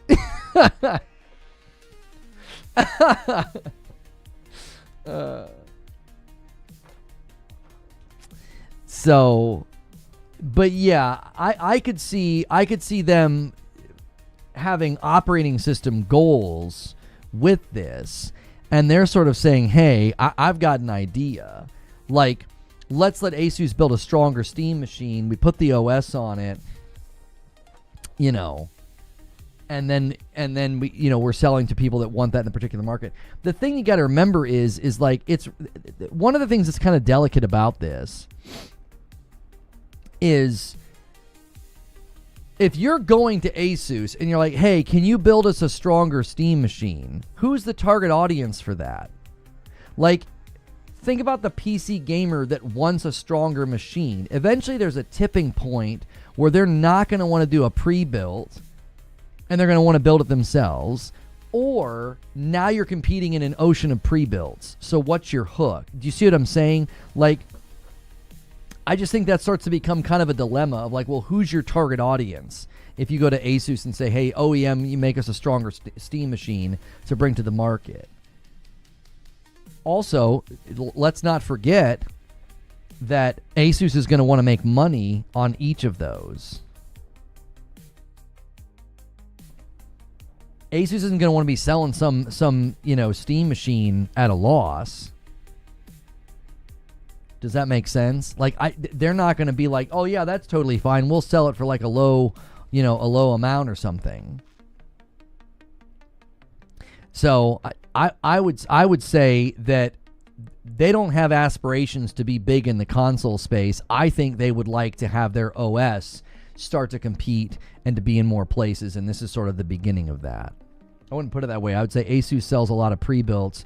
Giving buyers the option for Steam OS for their gaming-only desktop may happen, like picking Windows or Linux on a laptop. Right.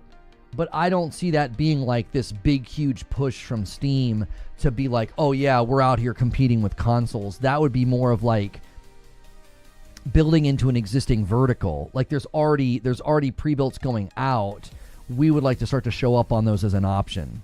Like, do you want a Steam OS pre-built or do you want a Windows pre-built? And the Steam machine is certainly a good first test case of like letting people know, hey, this is actually pretty nice. So,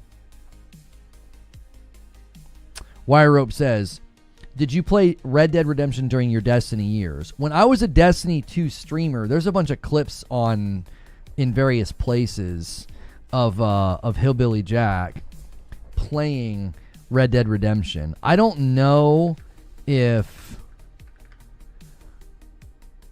Hillbilly Jack is anywhere on YouTube anymore. I think all of his stuff's gone. Yeah, he's not anywhere on YouTube. You'd have to go to Twitter and find the clips if you wanted to watch them. Yeah. Just join the convo. Do you think Valve would provide SteamOS to end users for download to install on any machine they choose? I would imagine that that's a goal that they have, yes.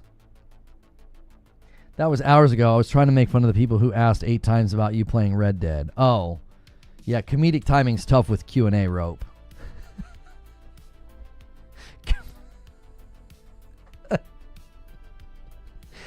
Like 2 hours later, they're like, yeah?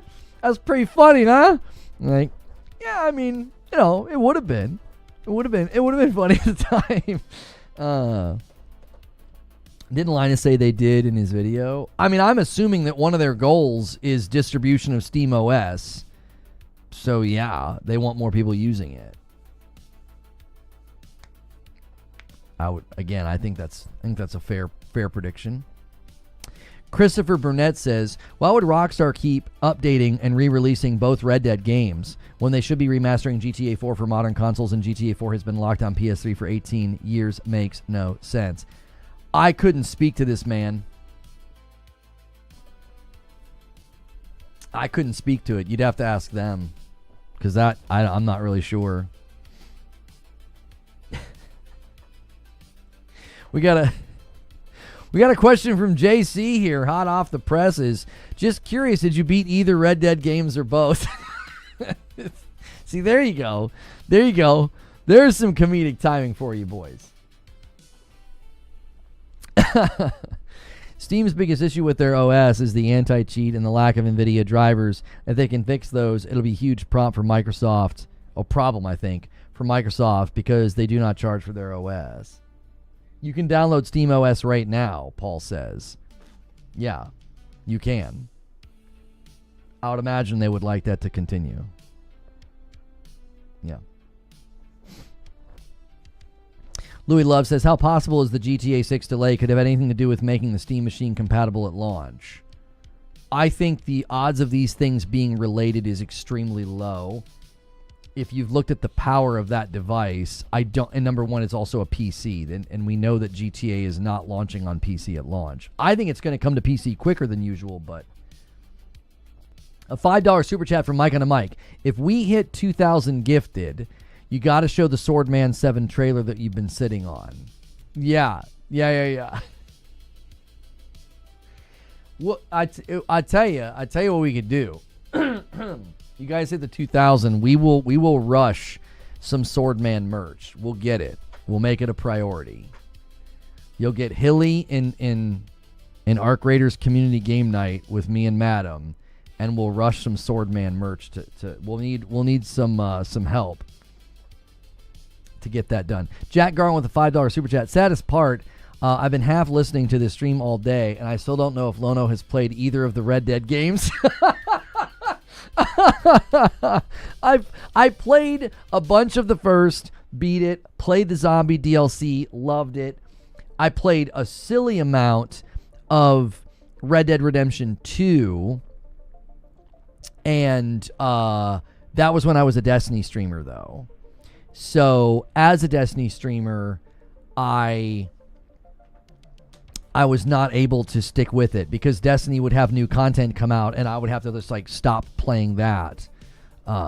So I'm just saying yesterday's stream was amazing, and I want to say this for real. You changed my perspective on games and always bring great insight. I've been watching this year and never left.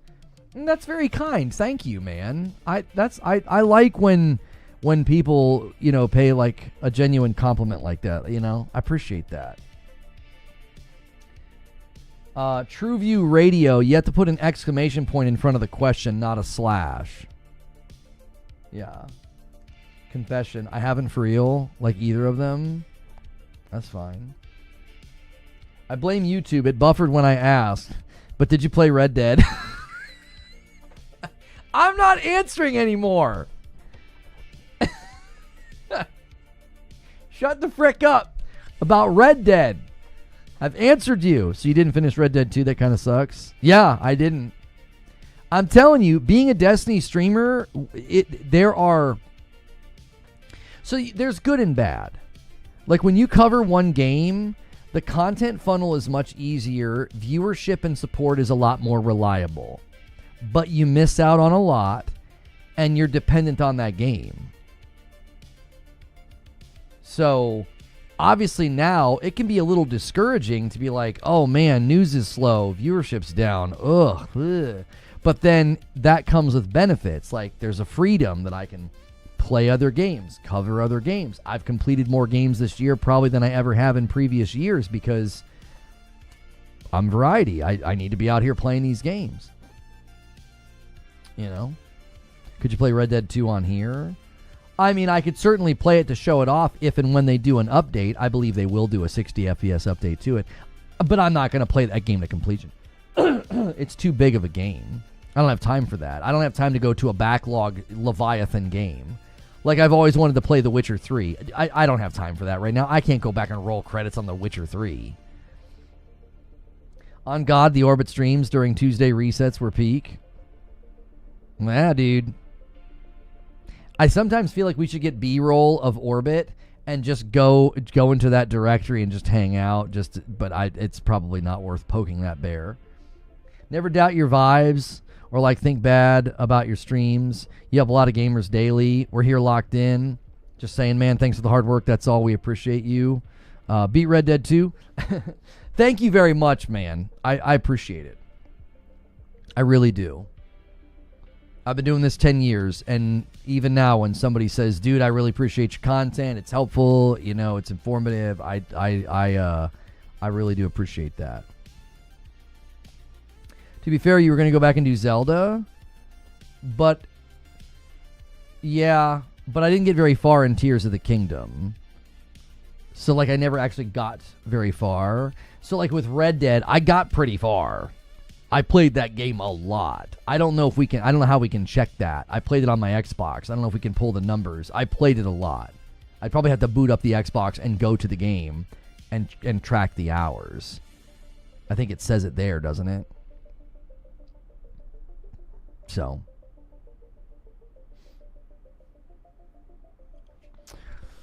The Hustles noticed. Do a low honor ending. I don't have time for that, dude.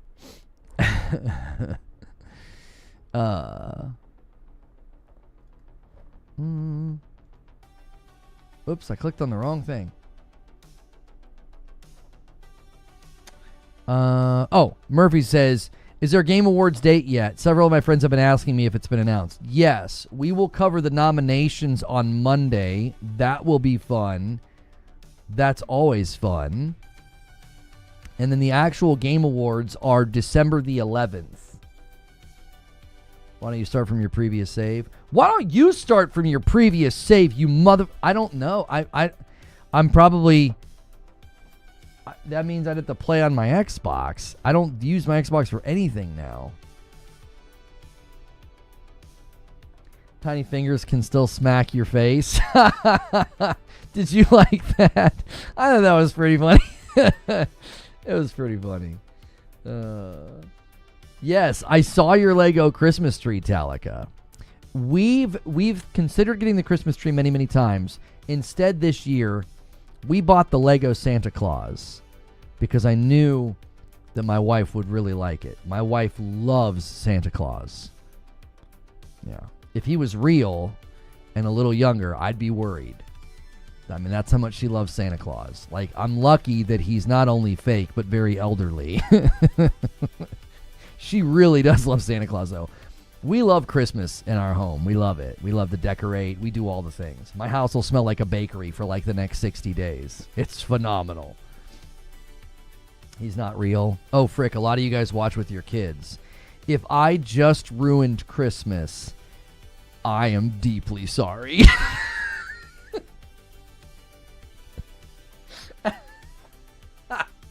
Somebody's sitting there with their kid. They're like, are you kidding me?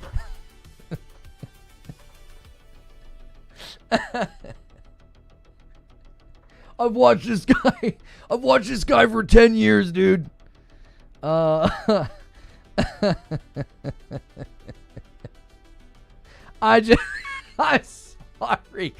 sorry. I didn't even think about it. I'm so sorry. Listen, it's a gag.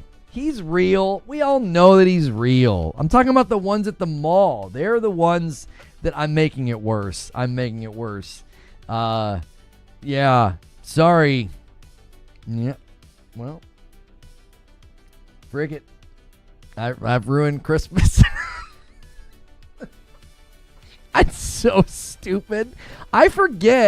I really do forget that as like a safe for work broadcaster, like a lot of y'all got your kiddos around. I am very sorry if I did genuinely just like cause chaos. I'm 34, but you just ruined my Christmas. Oh gosh. Go to Q&A quick. Yeah, listen, distraction. Like let's holy mackerel. Christopher Burnett says if you could pick one game to go full remake treatment, what would it be, and what changes would you make, if any? I get asked this question all the time, and I don't have an answer. I usually default to like Super Metroid. Guys, I'm drafting the twit longer.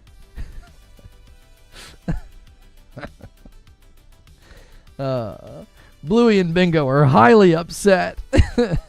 I'm sorry, y'all.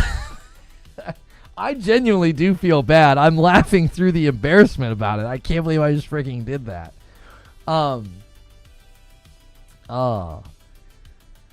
They had to learn one day. Lono just decided what day it was. That's right. Yeah, Lono doesn't care about old games.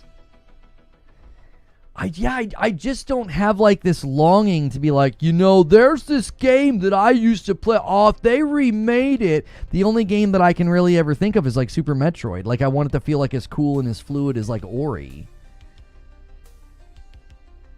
Would you like to add any commentary on the Easter Bunny or the Tooth Fairy? No. We will no longer be taking questions at this time about mythical creatures, religion, or holidays. We hope you guys can understand.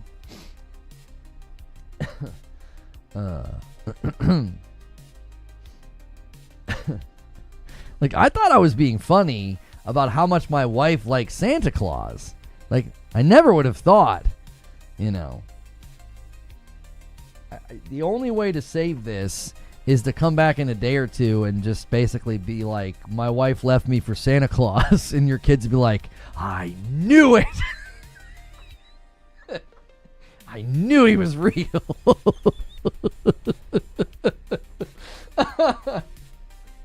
That's our only hope. That's our only way back. Oh gosh.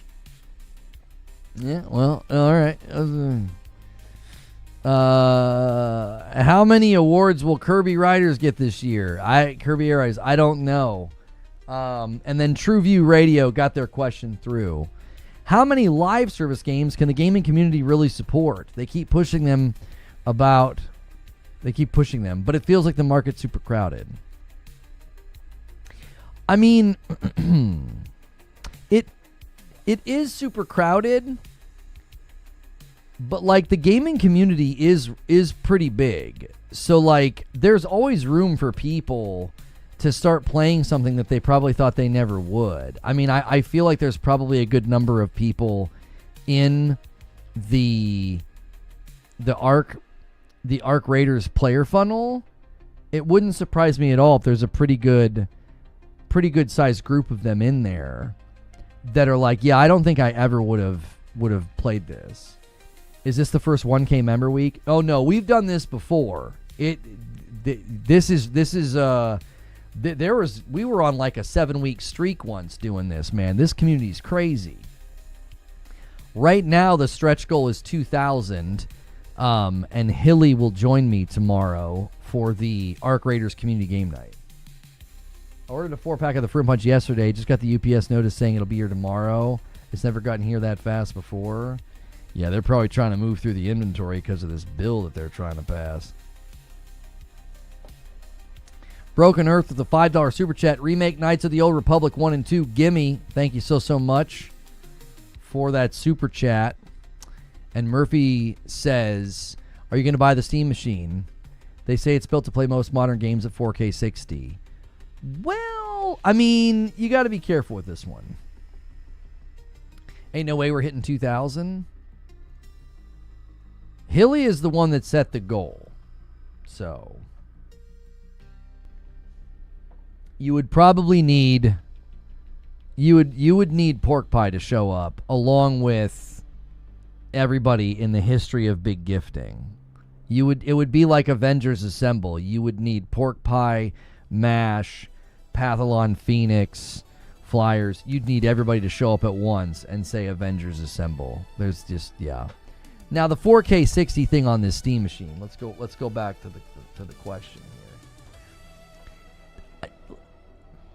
Most games it seem like they're having to turn things down. Right? Since we set the goal, membership has dropped by 5. What?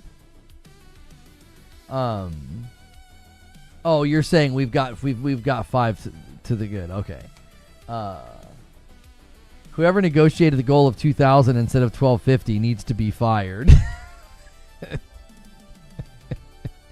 I literally said I don't have any more goals. It's like I don't have anything for 1,250. I don't know what I could possibly do. 4K 60s with FSR. Yes. Yeah. You can get 4K 60 with FSR. Yes. Do you think Sony doesn't remake Infamous because they have the Marvel deal? Probably not related. Sony's Concord is playable again thanks to fan-made custom servers. Oh, we are so back. We are back.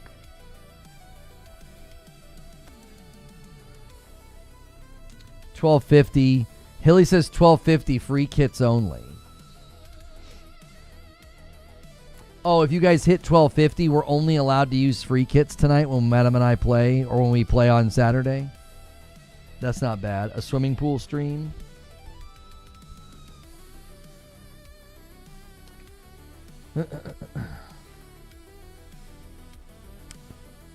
I'm bitter at Insomniac for making Marvel games because they are getting rid of my Ratchet and Clank. Also, I will buy the Marvel games. Yeah. Concord's dead. Long live Concord. I didn't know we would make it. I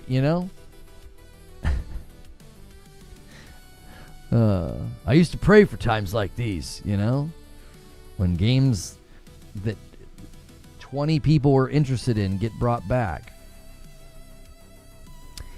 Yeah, it's continuing to say that some of you guys are finding the stream because YouTube promoted it to you. If that happened, feel free to hit subscribe and talk in my chat and tell me what that looked like. So if you're watching right now and for whatever reason that's how you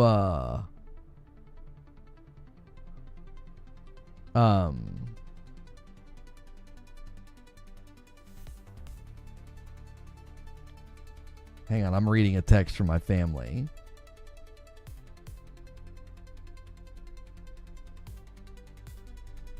Oh, that's a group chat. My cousin's a little out of pocket in the group chat. Oh. Well, I'm going to be watching that throughout the day. YouTube's like, hey, we're helping. YouTube's just out here lying. I'm scared. That's not true. Yeah, I'm not seeing anybody new talk in chat. I wonder if it's on TV or something. I know they're making a big push on TV. I wonder if they're trying to push a stream like this on TV.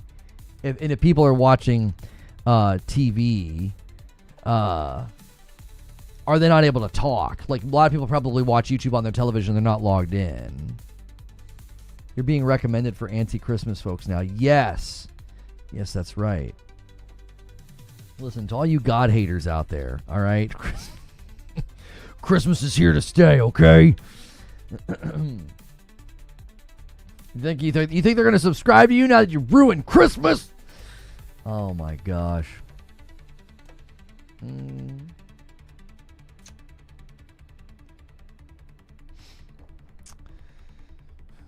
TV. That's right, boys. That's right. YouTube's getting down with the TV movement. Let's do it.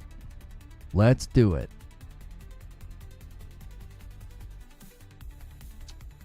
Yeah, I was going to switch and do some Arc Raiders, but while this is happening, it's continuing to go up. It's not by leaps and bounds, but I'm interested to let it ride and just see whatever it is that they're doing.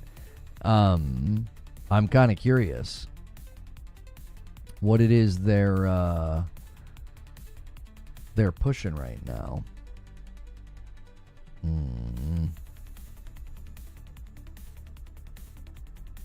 Yeah. They're doing something. They're messing around. But I can't tell.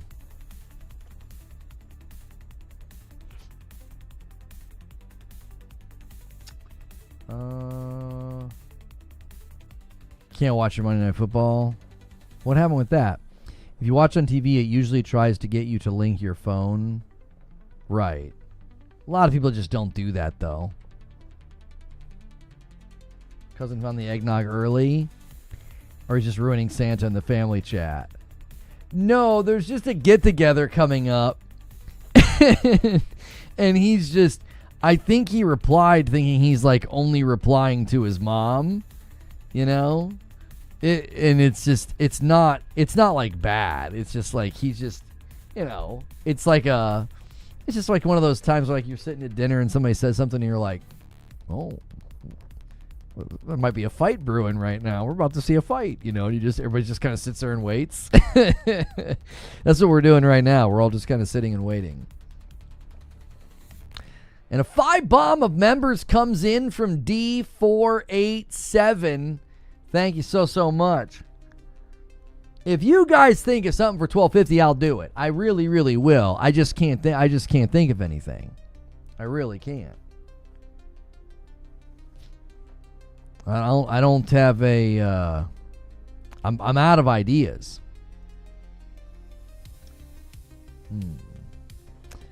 Is the message, Mom, I want chicken tendies and chocolate milk? No. No. That's not what it is. Did you see another question? Did you see Marvel 1943 got delayed again? Yeah, that's actually like old news. But yes, I did see that. You have to wear the red jacket backwards. D says, get the drive-by viewers a taste of membership. Yeah, I mean, if anybody is watching and unable to talk because, you know, however it is you found the stream. I mean, what it's telling me is in the last 60 minutes that like 11% of the people that have found this stream have found it from YouTube. Like doing some kind of, YouTube's doing some kind of an advertisement is what it says. So I'm just trying to figure out what that looks like and where. You know?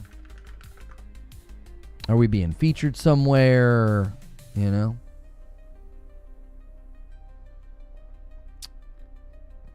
I'm incognito and I don't see.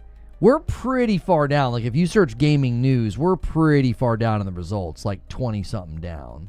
So I don't think it's that. I don't think we're like, you know, and we're not featured right now. Incognito Gaming featured is, it looks like almost all Japanese channels. Yeah.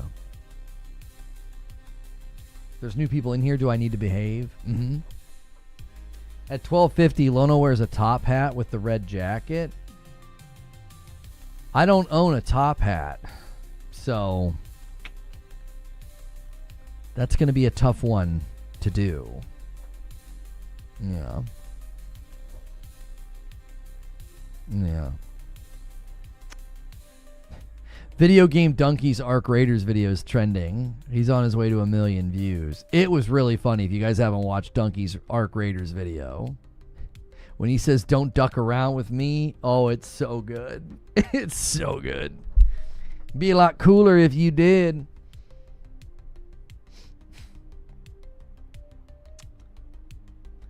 British people get issued a top hat at birth.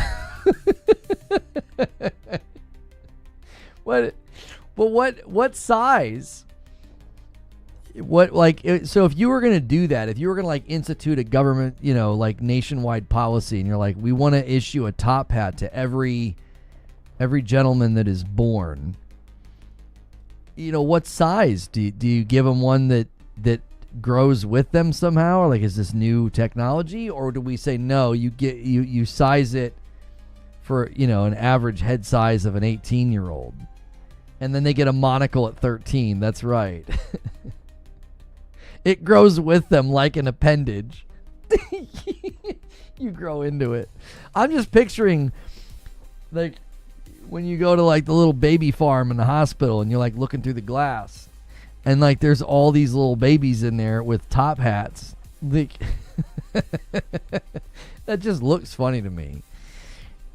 You know? Like, which one's yours? He's like, oh, mine's the dapper chap in the back. He's thrown his hat on the ground. You know what I'm saying? Like, I don't know. You go to City Hall, praise the king, get your new top hat. For $12.50, you'll still do gaming news tonight with Madam again? Oh, you guys want that?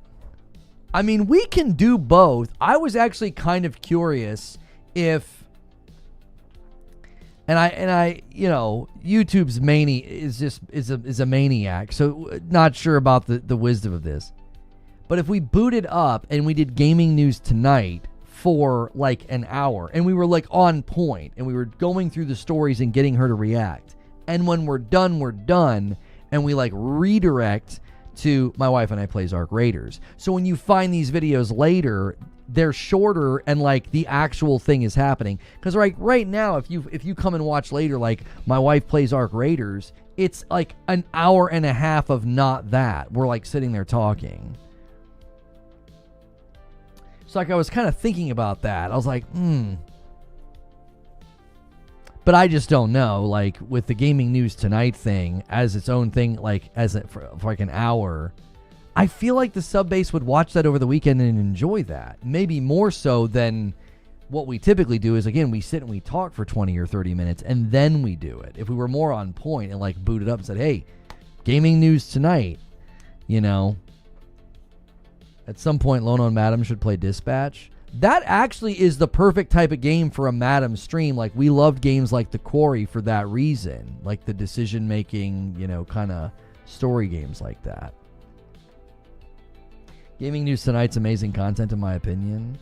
I've been thinking that we need to maybe add a teeny bit of production to it so that, it feels a little bit more organized instead of just random and me pulling up a Word doc. Actually get the news slightly organized so I can pull different things up or, I don't know. It works because I tell her the news, but part of me wonders if we should get rid of the notion of she's got to pick out the fake news story, because then instead of doing this thing where I'm moving through a Word document, I could pull up trailers, B-roll articles and have it feel like it has a little bit more production. Instead of me just sitting there talking. Part of the reason I just sit there and talk is I don't want to pull articles up. The minute I pull articles and trailers up, the gag is over. She's going to be able to pick out the fake story very easily. It needs a scrolling lower third. Yeah, right. Like an actual news show. Yeah. Is Dispatch any good? It's getting amazing reviews. People loved it. If you like that kind of game, it seems like it's doing very well. Yeah. Fake story ain't needed. Well, then I don't... Okay, so I don't know what the call is then, because I was getting ready to, I was thinking about, okay, should I schedule the Arc Raiders stream and go play Arc Raiders in about 30 minutes?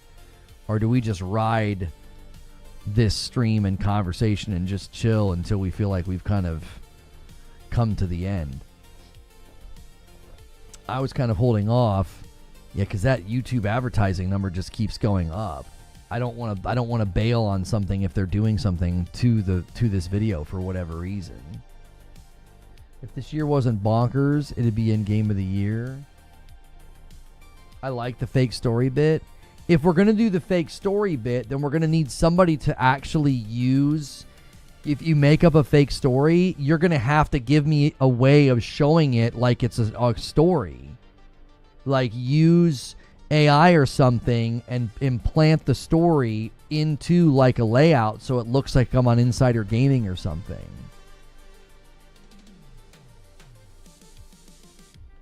If you come up, we can still do the fake story bit, but somebody's going to have to do the diligence of giving me something to pull up on stream, because if I'm telling her that, she's going to know it's fake if I'm not pulling up an article. Well, back in the stream for the first time in a while. Glad to see you're still killing it. Enlo Eagle, what did I disappear from your funnel, or were you just not able to watch? Something is happening on the platform today, and I just wonder if they're trying to put me back in front of folks again that maybe haven't seen me in a while.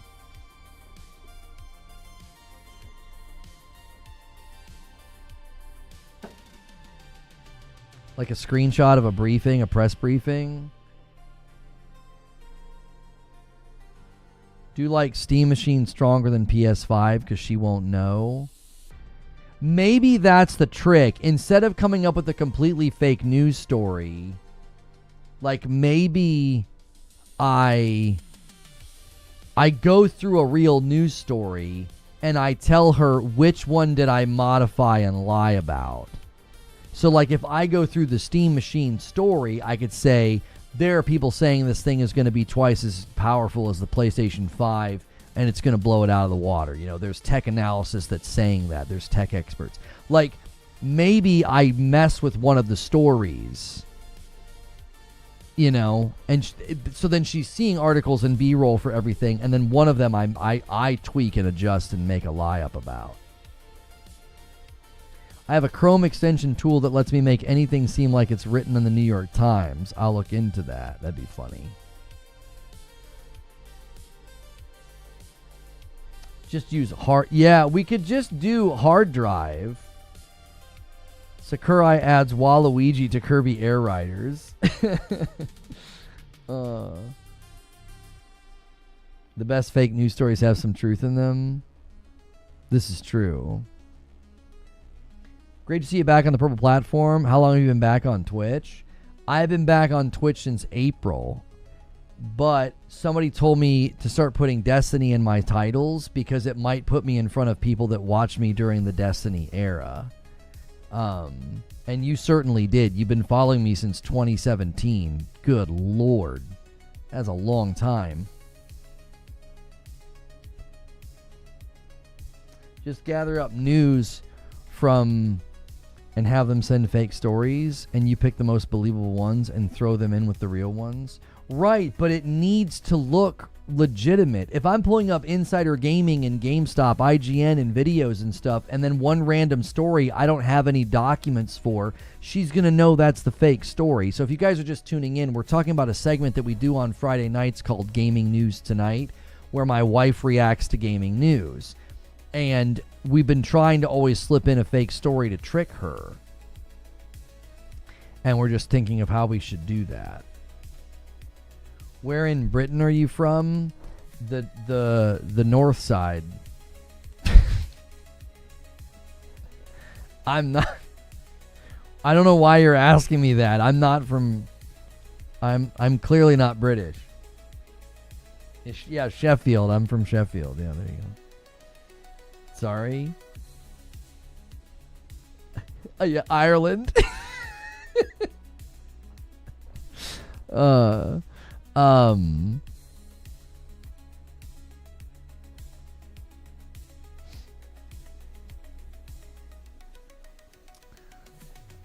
Do the Red Dead 2, that's right.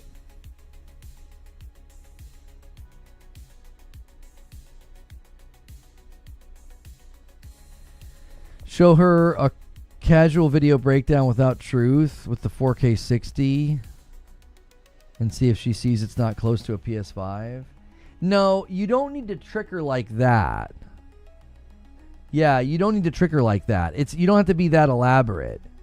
You just need a fake story. Or again, I go through a real story and then I embellish or change things, and she has to figure out which story I messed with.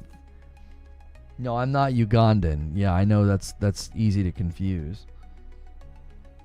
Digital Foundry trashed the Steam machine. They didn't. They trashed it? I don't know about that. They did? I don't think they did. I've not watched. That doesn't sound like them.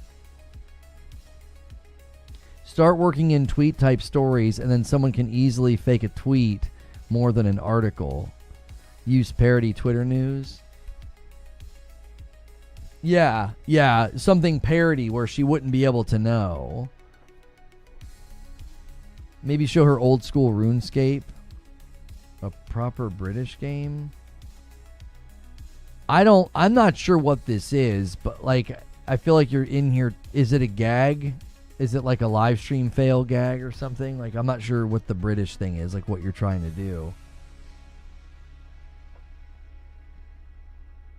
She probably studies for this segment, secretly watching your stream for prep.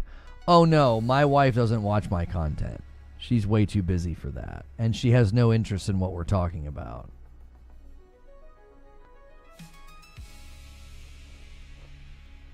Well, we now know that you've maybe played Red Dead 1 and 2, but how many times has Madam? None. Just bring up Goat Gaming's tweets.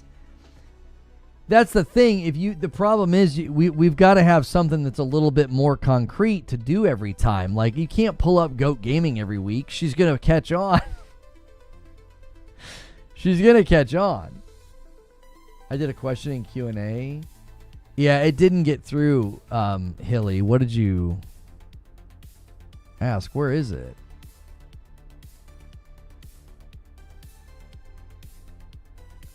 It got deleted. Is Santa real? Stop it.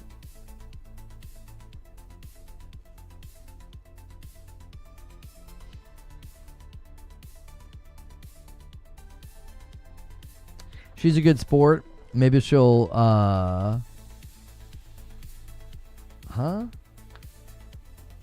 50 million Xbox Magnuses. Yeah.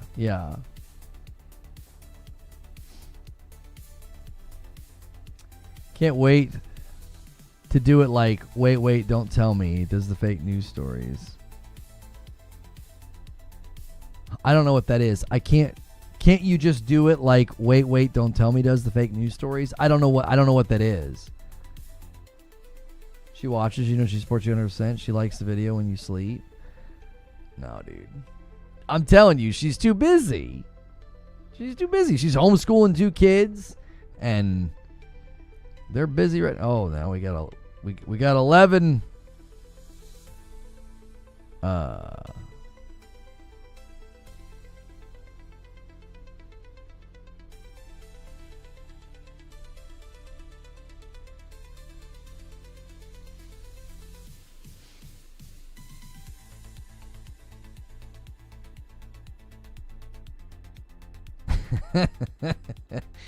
The group chat went a little crazy and then it calmed down right away. Oh well. It's hoping for some drama. 11. Hilly, why are you saying 11? We're not selling 10 million Magnus consoles. Wouldn't they need to sell 100 million? Why would they need to sell 100 million? You said 11? What was I talking about that I said 11? I might have just been reading people throwing out predictions on how many Magnuses they're going to sell. I think if they sell anything close to 10 million, they'll be thrilled. It's just not, I don't think it's going to have that kind of broad market appeal. You know? 20 million within 12 months. I still feel like he was predicting lifetime and misspoke. I can't imagine 20 million in the first year. That's insane. That's faster than anything else. Like, you're talking about beating Switch numbers at that point. Switch 2 numbers. What? There's no way. At the price point that it's going to land? They'll be happy with 347. News at 11. I'd have to go back and watch. Sometimes I read what I see. So, like, I'll be mid-sentence and I'll, like, accidentally throw in, like, a word or something that somebody has put into the chat. 5 million lifetime tops. They can't produce that many. Yeah, I don't even know if they're going to 20 million produce in the first year. That's just a scale of production I would not expect from them.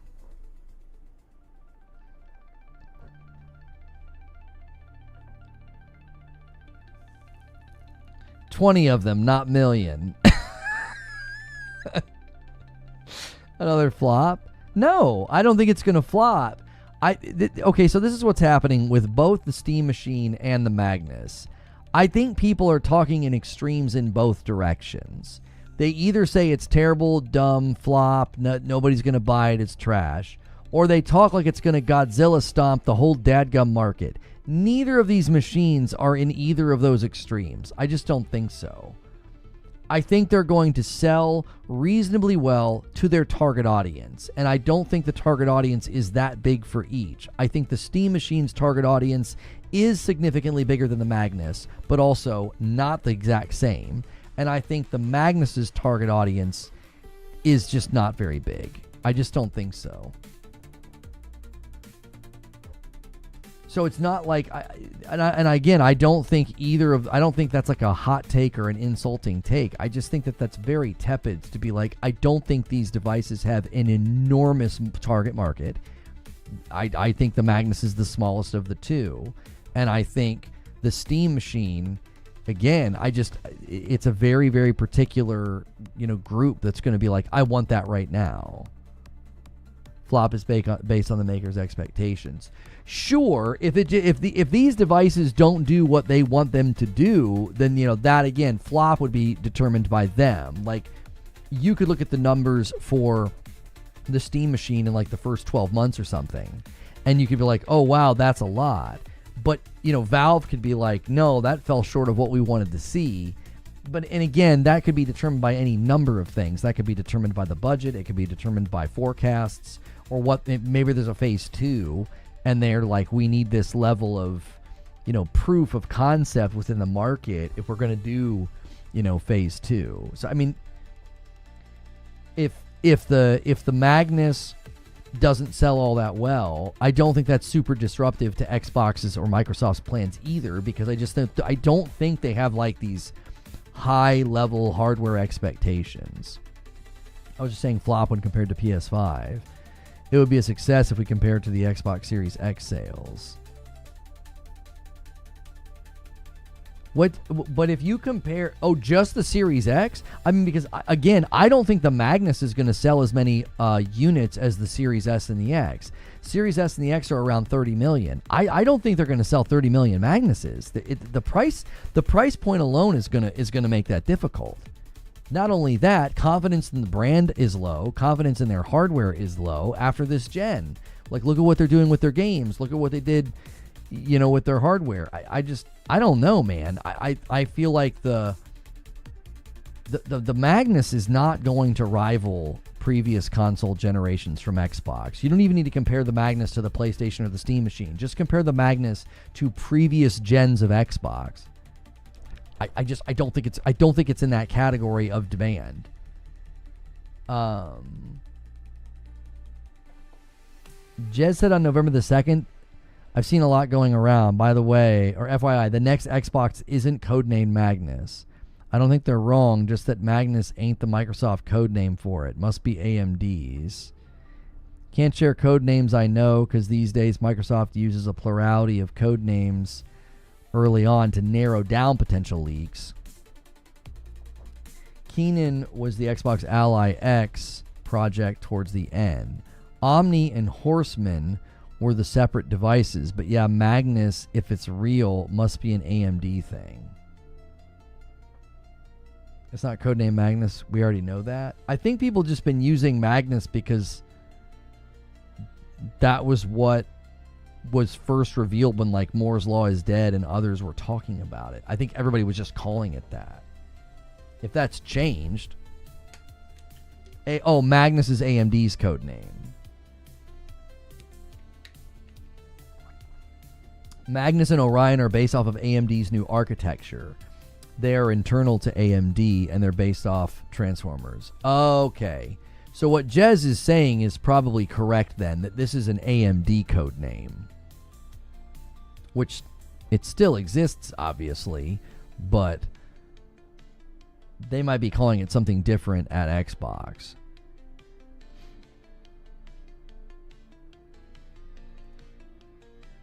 Yeah, it's in the others category.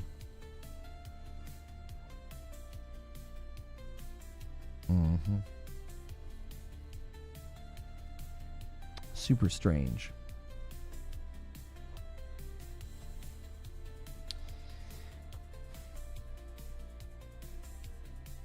Magnus is the name of the silicon, not the product. Silicon. Yeah, silicon. I always want to say the other. Microsoft call everything an Xbox, so I don't want to know their code name.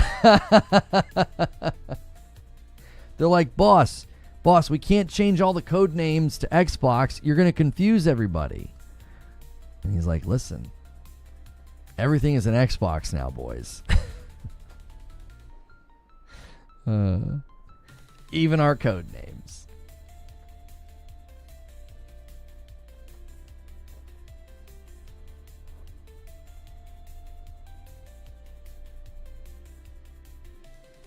Many people say silicone. It makes my eye twitch. Yeah, silicone is different. Silicon, yeah. Like Silicon Valley, the show.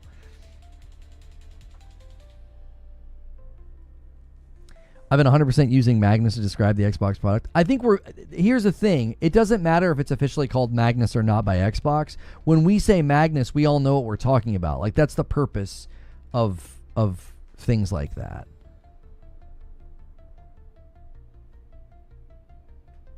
What was that sound?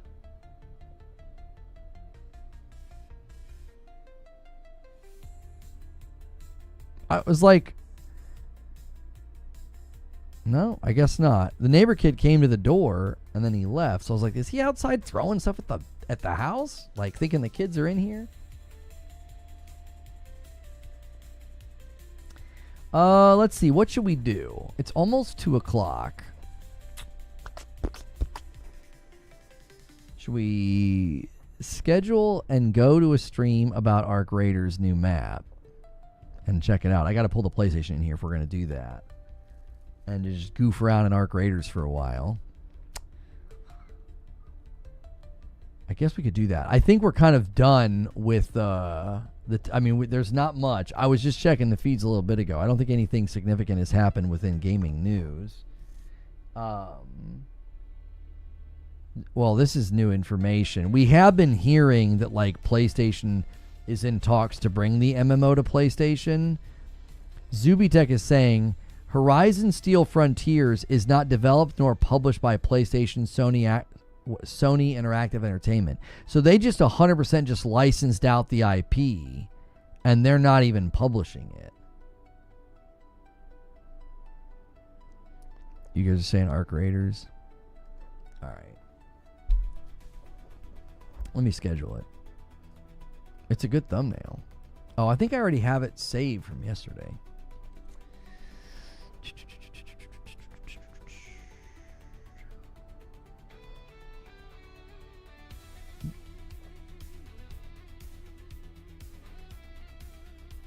Oh, I made Where Winds Meet.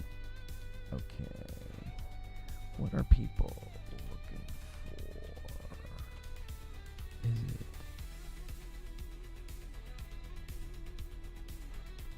Yeah, people are probably searching for a new map.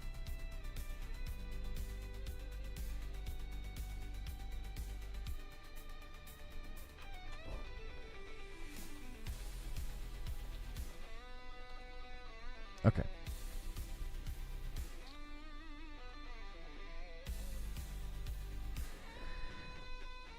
Yeah, we were going to do this the other day, and I made a thumbnail and everything for the stream, and we didn't end up doing it because it wasn't like an update. It was just like, hey, everybody can collect these materials. And I was like, well, that's not going to be ideal as a stream. So I thought we would wait, and then they opened the map this morning. Like when I got into the office and I had already made my thumbs and everything, they had tweeted that they had completed the objective already.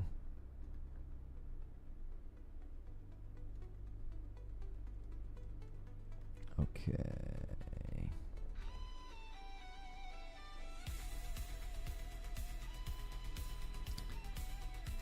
And we'll set this for 2 o'clock.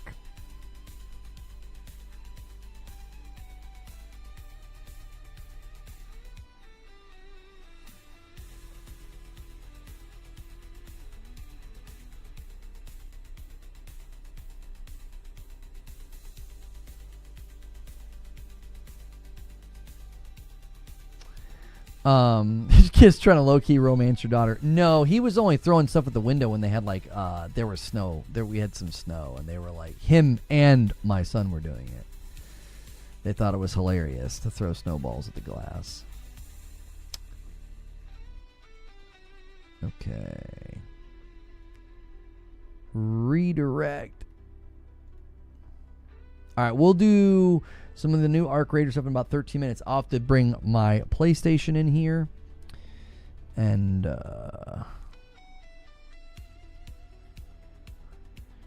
Horizon Steel Frontiers developers used AI extensively.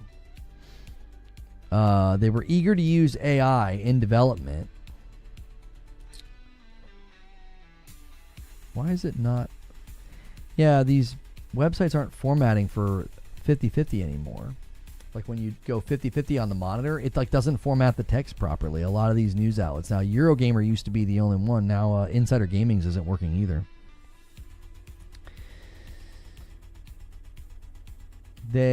How do they use it though? The report added AI is helping in various aspects of the game, such as determining the optimal number of players for gameplay rather than playing with a large number of users.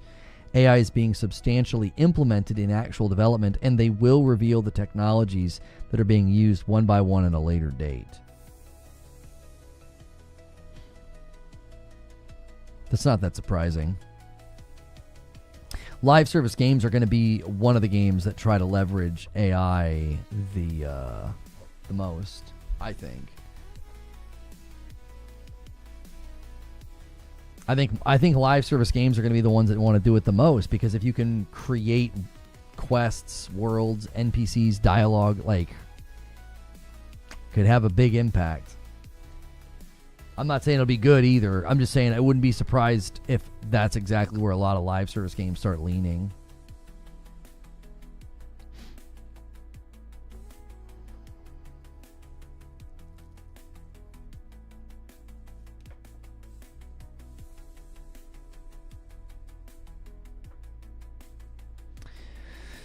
What do I think about the 8 gig of VRAM in the Steam machine? Yeah, the thing is I don't know enough to comment, but I'll just say that it seemed like a lot of the tech outlets, tech experts, and people, that's where they were sort of fixating. It was like, oh, that's going to be a potential issue. Flyer says, I might have missed it, but why are you still banned in Destiny? I don't know.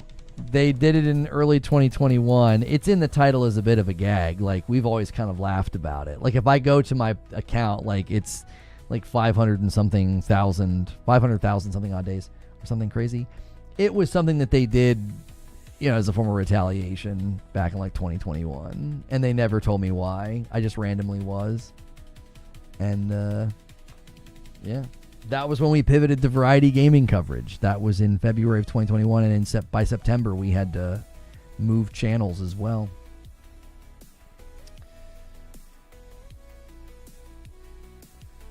Think about the time saved, not having to bring your cast in to record new lines for everything you do. Well, especially in a live service game, because like if you're going to have like an event happening, like if they do an event in Arc Raiders, they can update all the dialogue very quickly. All the NPCs can say things like if they do a Christmas thing or something. Well, then all the NPCs can say something about Christmas. And then when you're out and about and doing stuff, they could say things about Christmas. Like, being able to do that with AI is, I think genuinely going to have an impact. Oh, Flyers, I missed you celebrating your 5 stream streak, man. Thank you so much. You said, how's it going? It's going great. We're going to play some Arc Raiders here in a minute. Murphy says, am I crazy? I have a 5070 Ti PC and I plan on getting this for trips and visiting places. I don't think you're crazy. I have a 5070 Ti and I'm going to get the Steam machine because it solves a problem for me. It brings Steam into my living room really easily. Like, basically in the form of a console, it brings Steam into my living room. It is a PC. That's what they call it. That's how they market it. That's how they're marketing it. I mean, I actually praised that in my live stream about it. I was like, I'm glad that they're just calling it that. Like, don't use some kind of vague, it's a Steam gaming box. Like, they're like, no, it's a PC. They're making it clear what it is.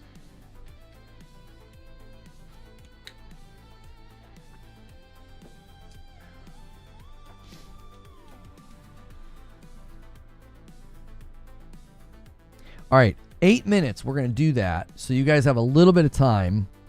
I don't even know what we said for 12:50. You guys said top hat. I don't have a top hat. I got to wear the suit jacket tonight when we play Arc Raiders with Madam. So make sure you're here for that. We might experiment with the gaming news tonight again. That I like doing that segment with her. I think it's actually pretty fun. Oh, yeah, if we hit 12:50, we only are allowed to run free kits. Yes.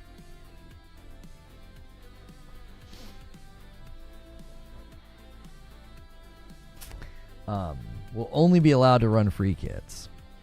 So. That's the thing. That's the goal. That's the stretch. I'm going to have to get the PlayStation in here. I just realized it's not in here. So give me a second to get that.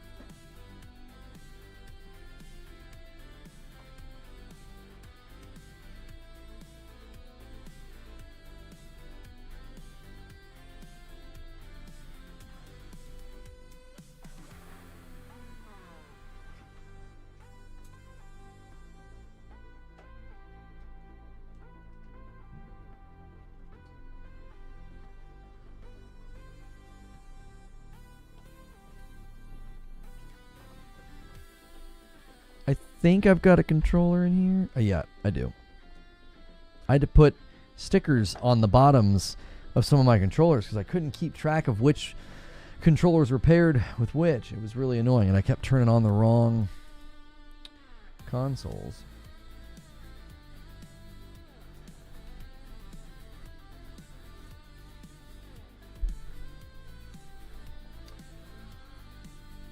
Remember when Eurogamer trashed Arc Raiders for using AI audio and then gave COD 7 a higher score?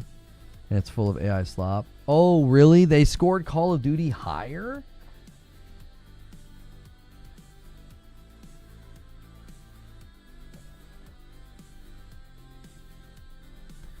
How much higher? like by a lot?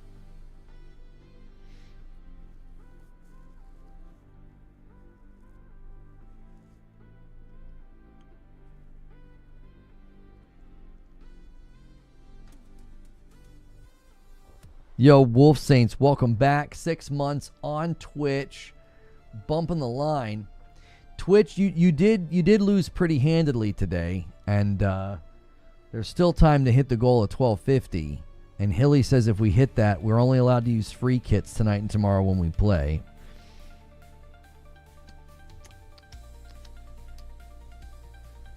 Doubt it's the same person.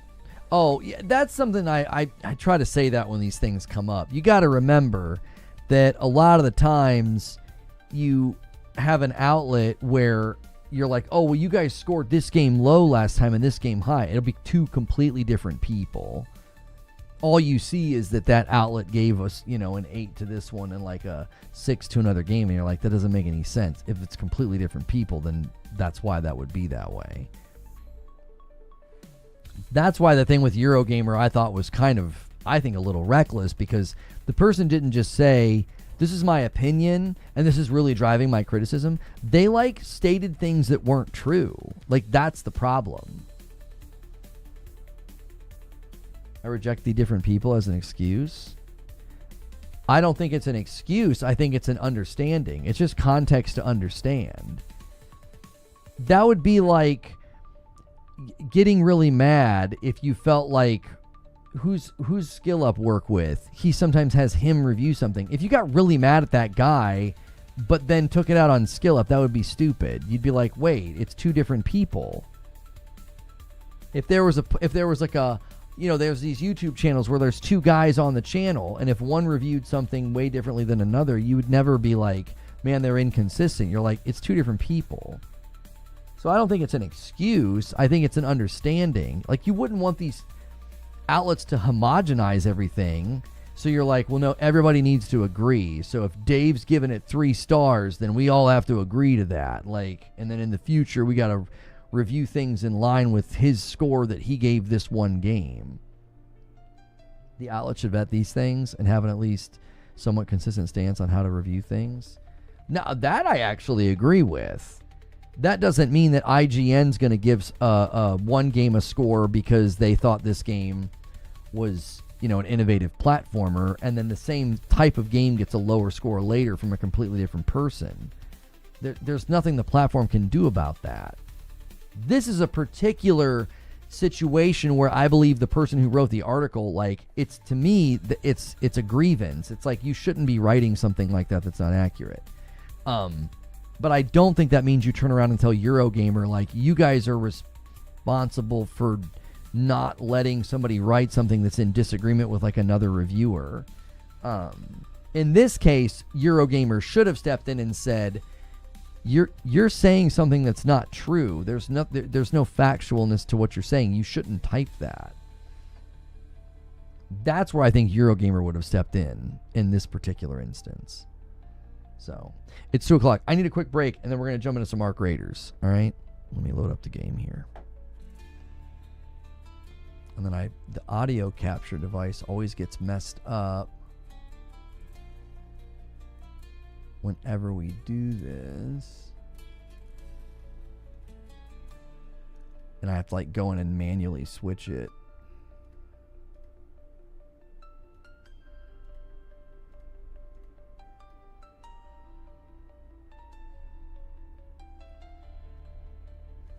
Is that it?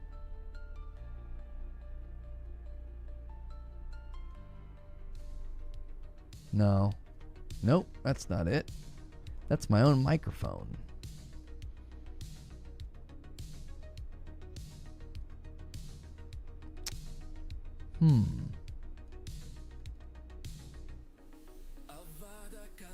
Oh, I think I found it. No. Hello? What is that?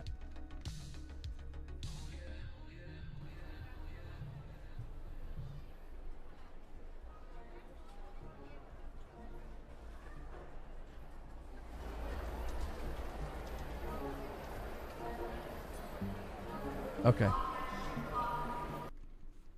It's being really weird. Like the PlayStation sounds are really quiet.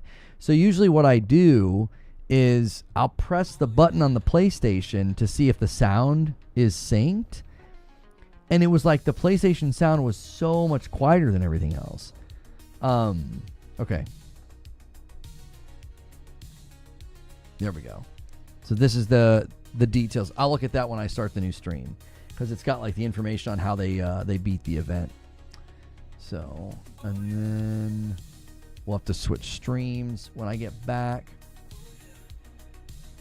And then I've got to have it pulled up the Twitch dashboard in case anything happens. I won't be able to see it. And now I will. Okay, I'll be right back.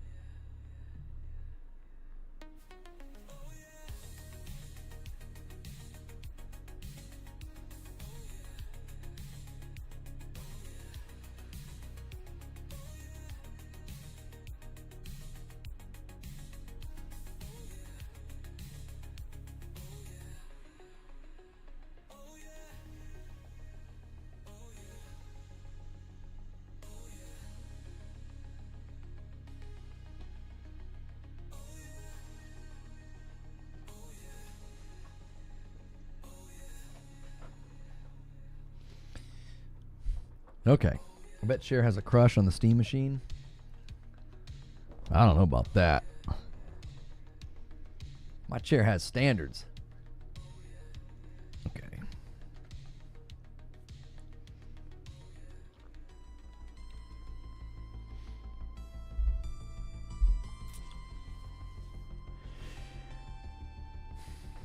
Okay.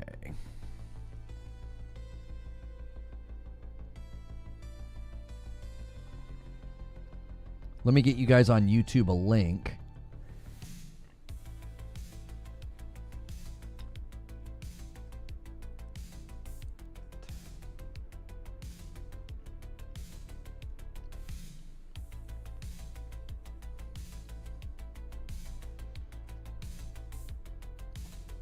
What am I doing in this?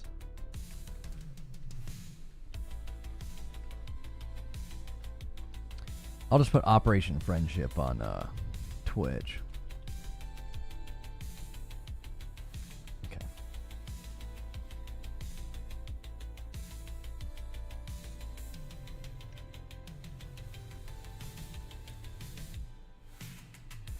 All right, YouTube. Here's a link of where we're going. I will also redirect us. Do me a favor and hit the like button over there when we get over there. You guys crushed it in this stream. We can keep working on the goal of 1250, but I need to start the new stream.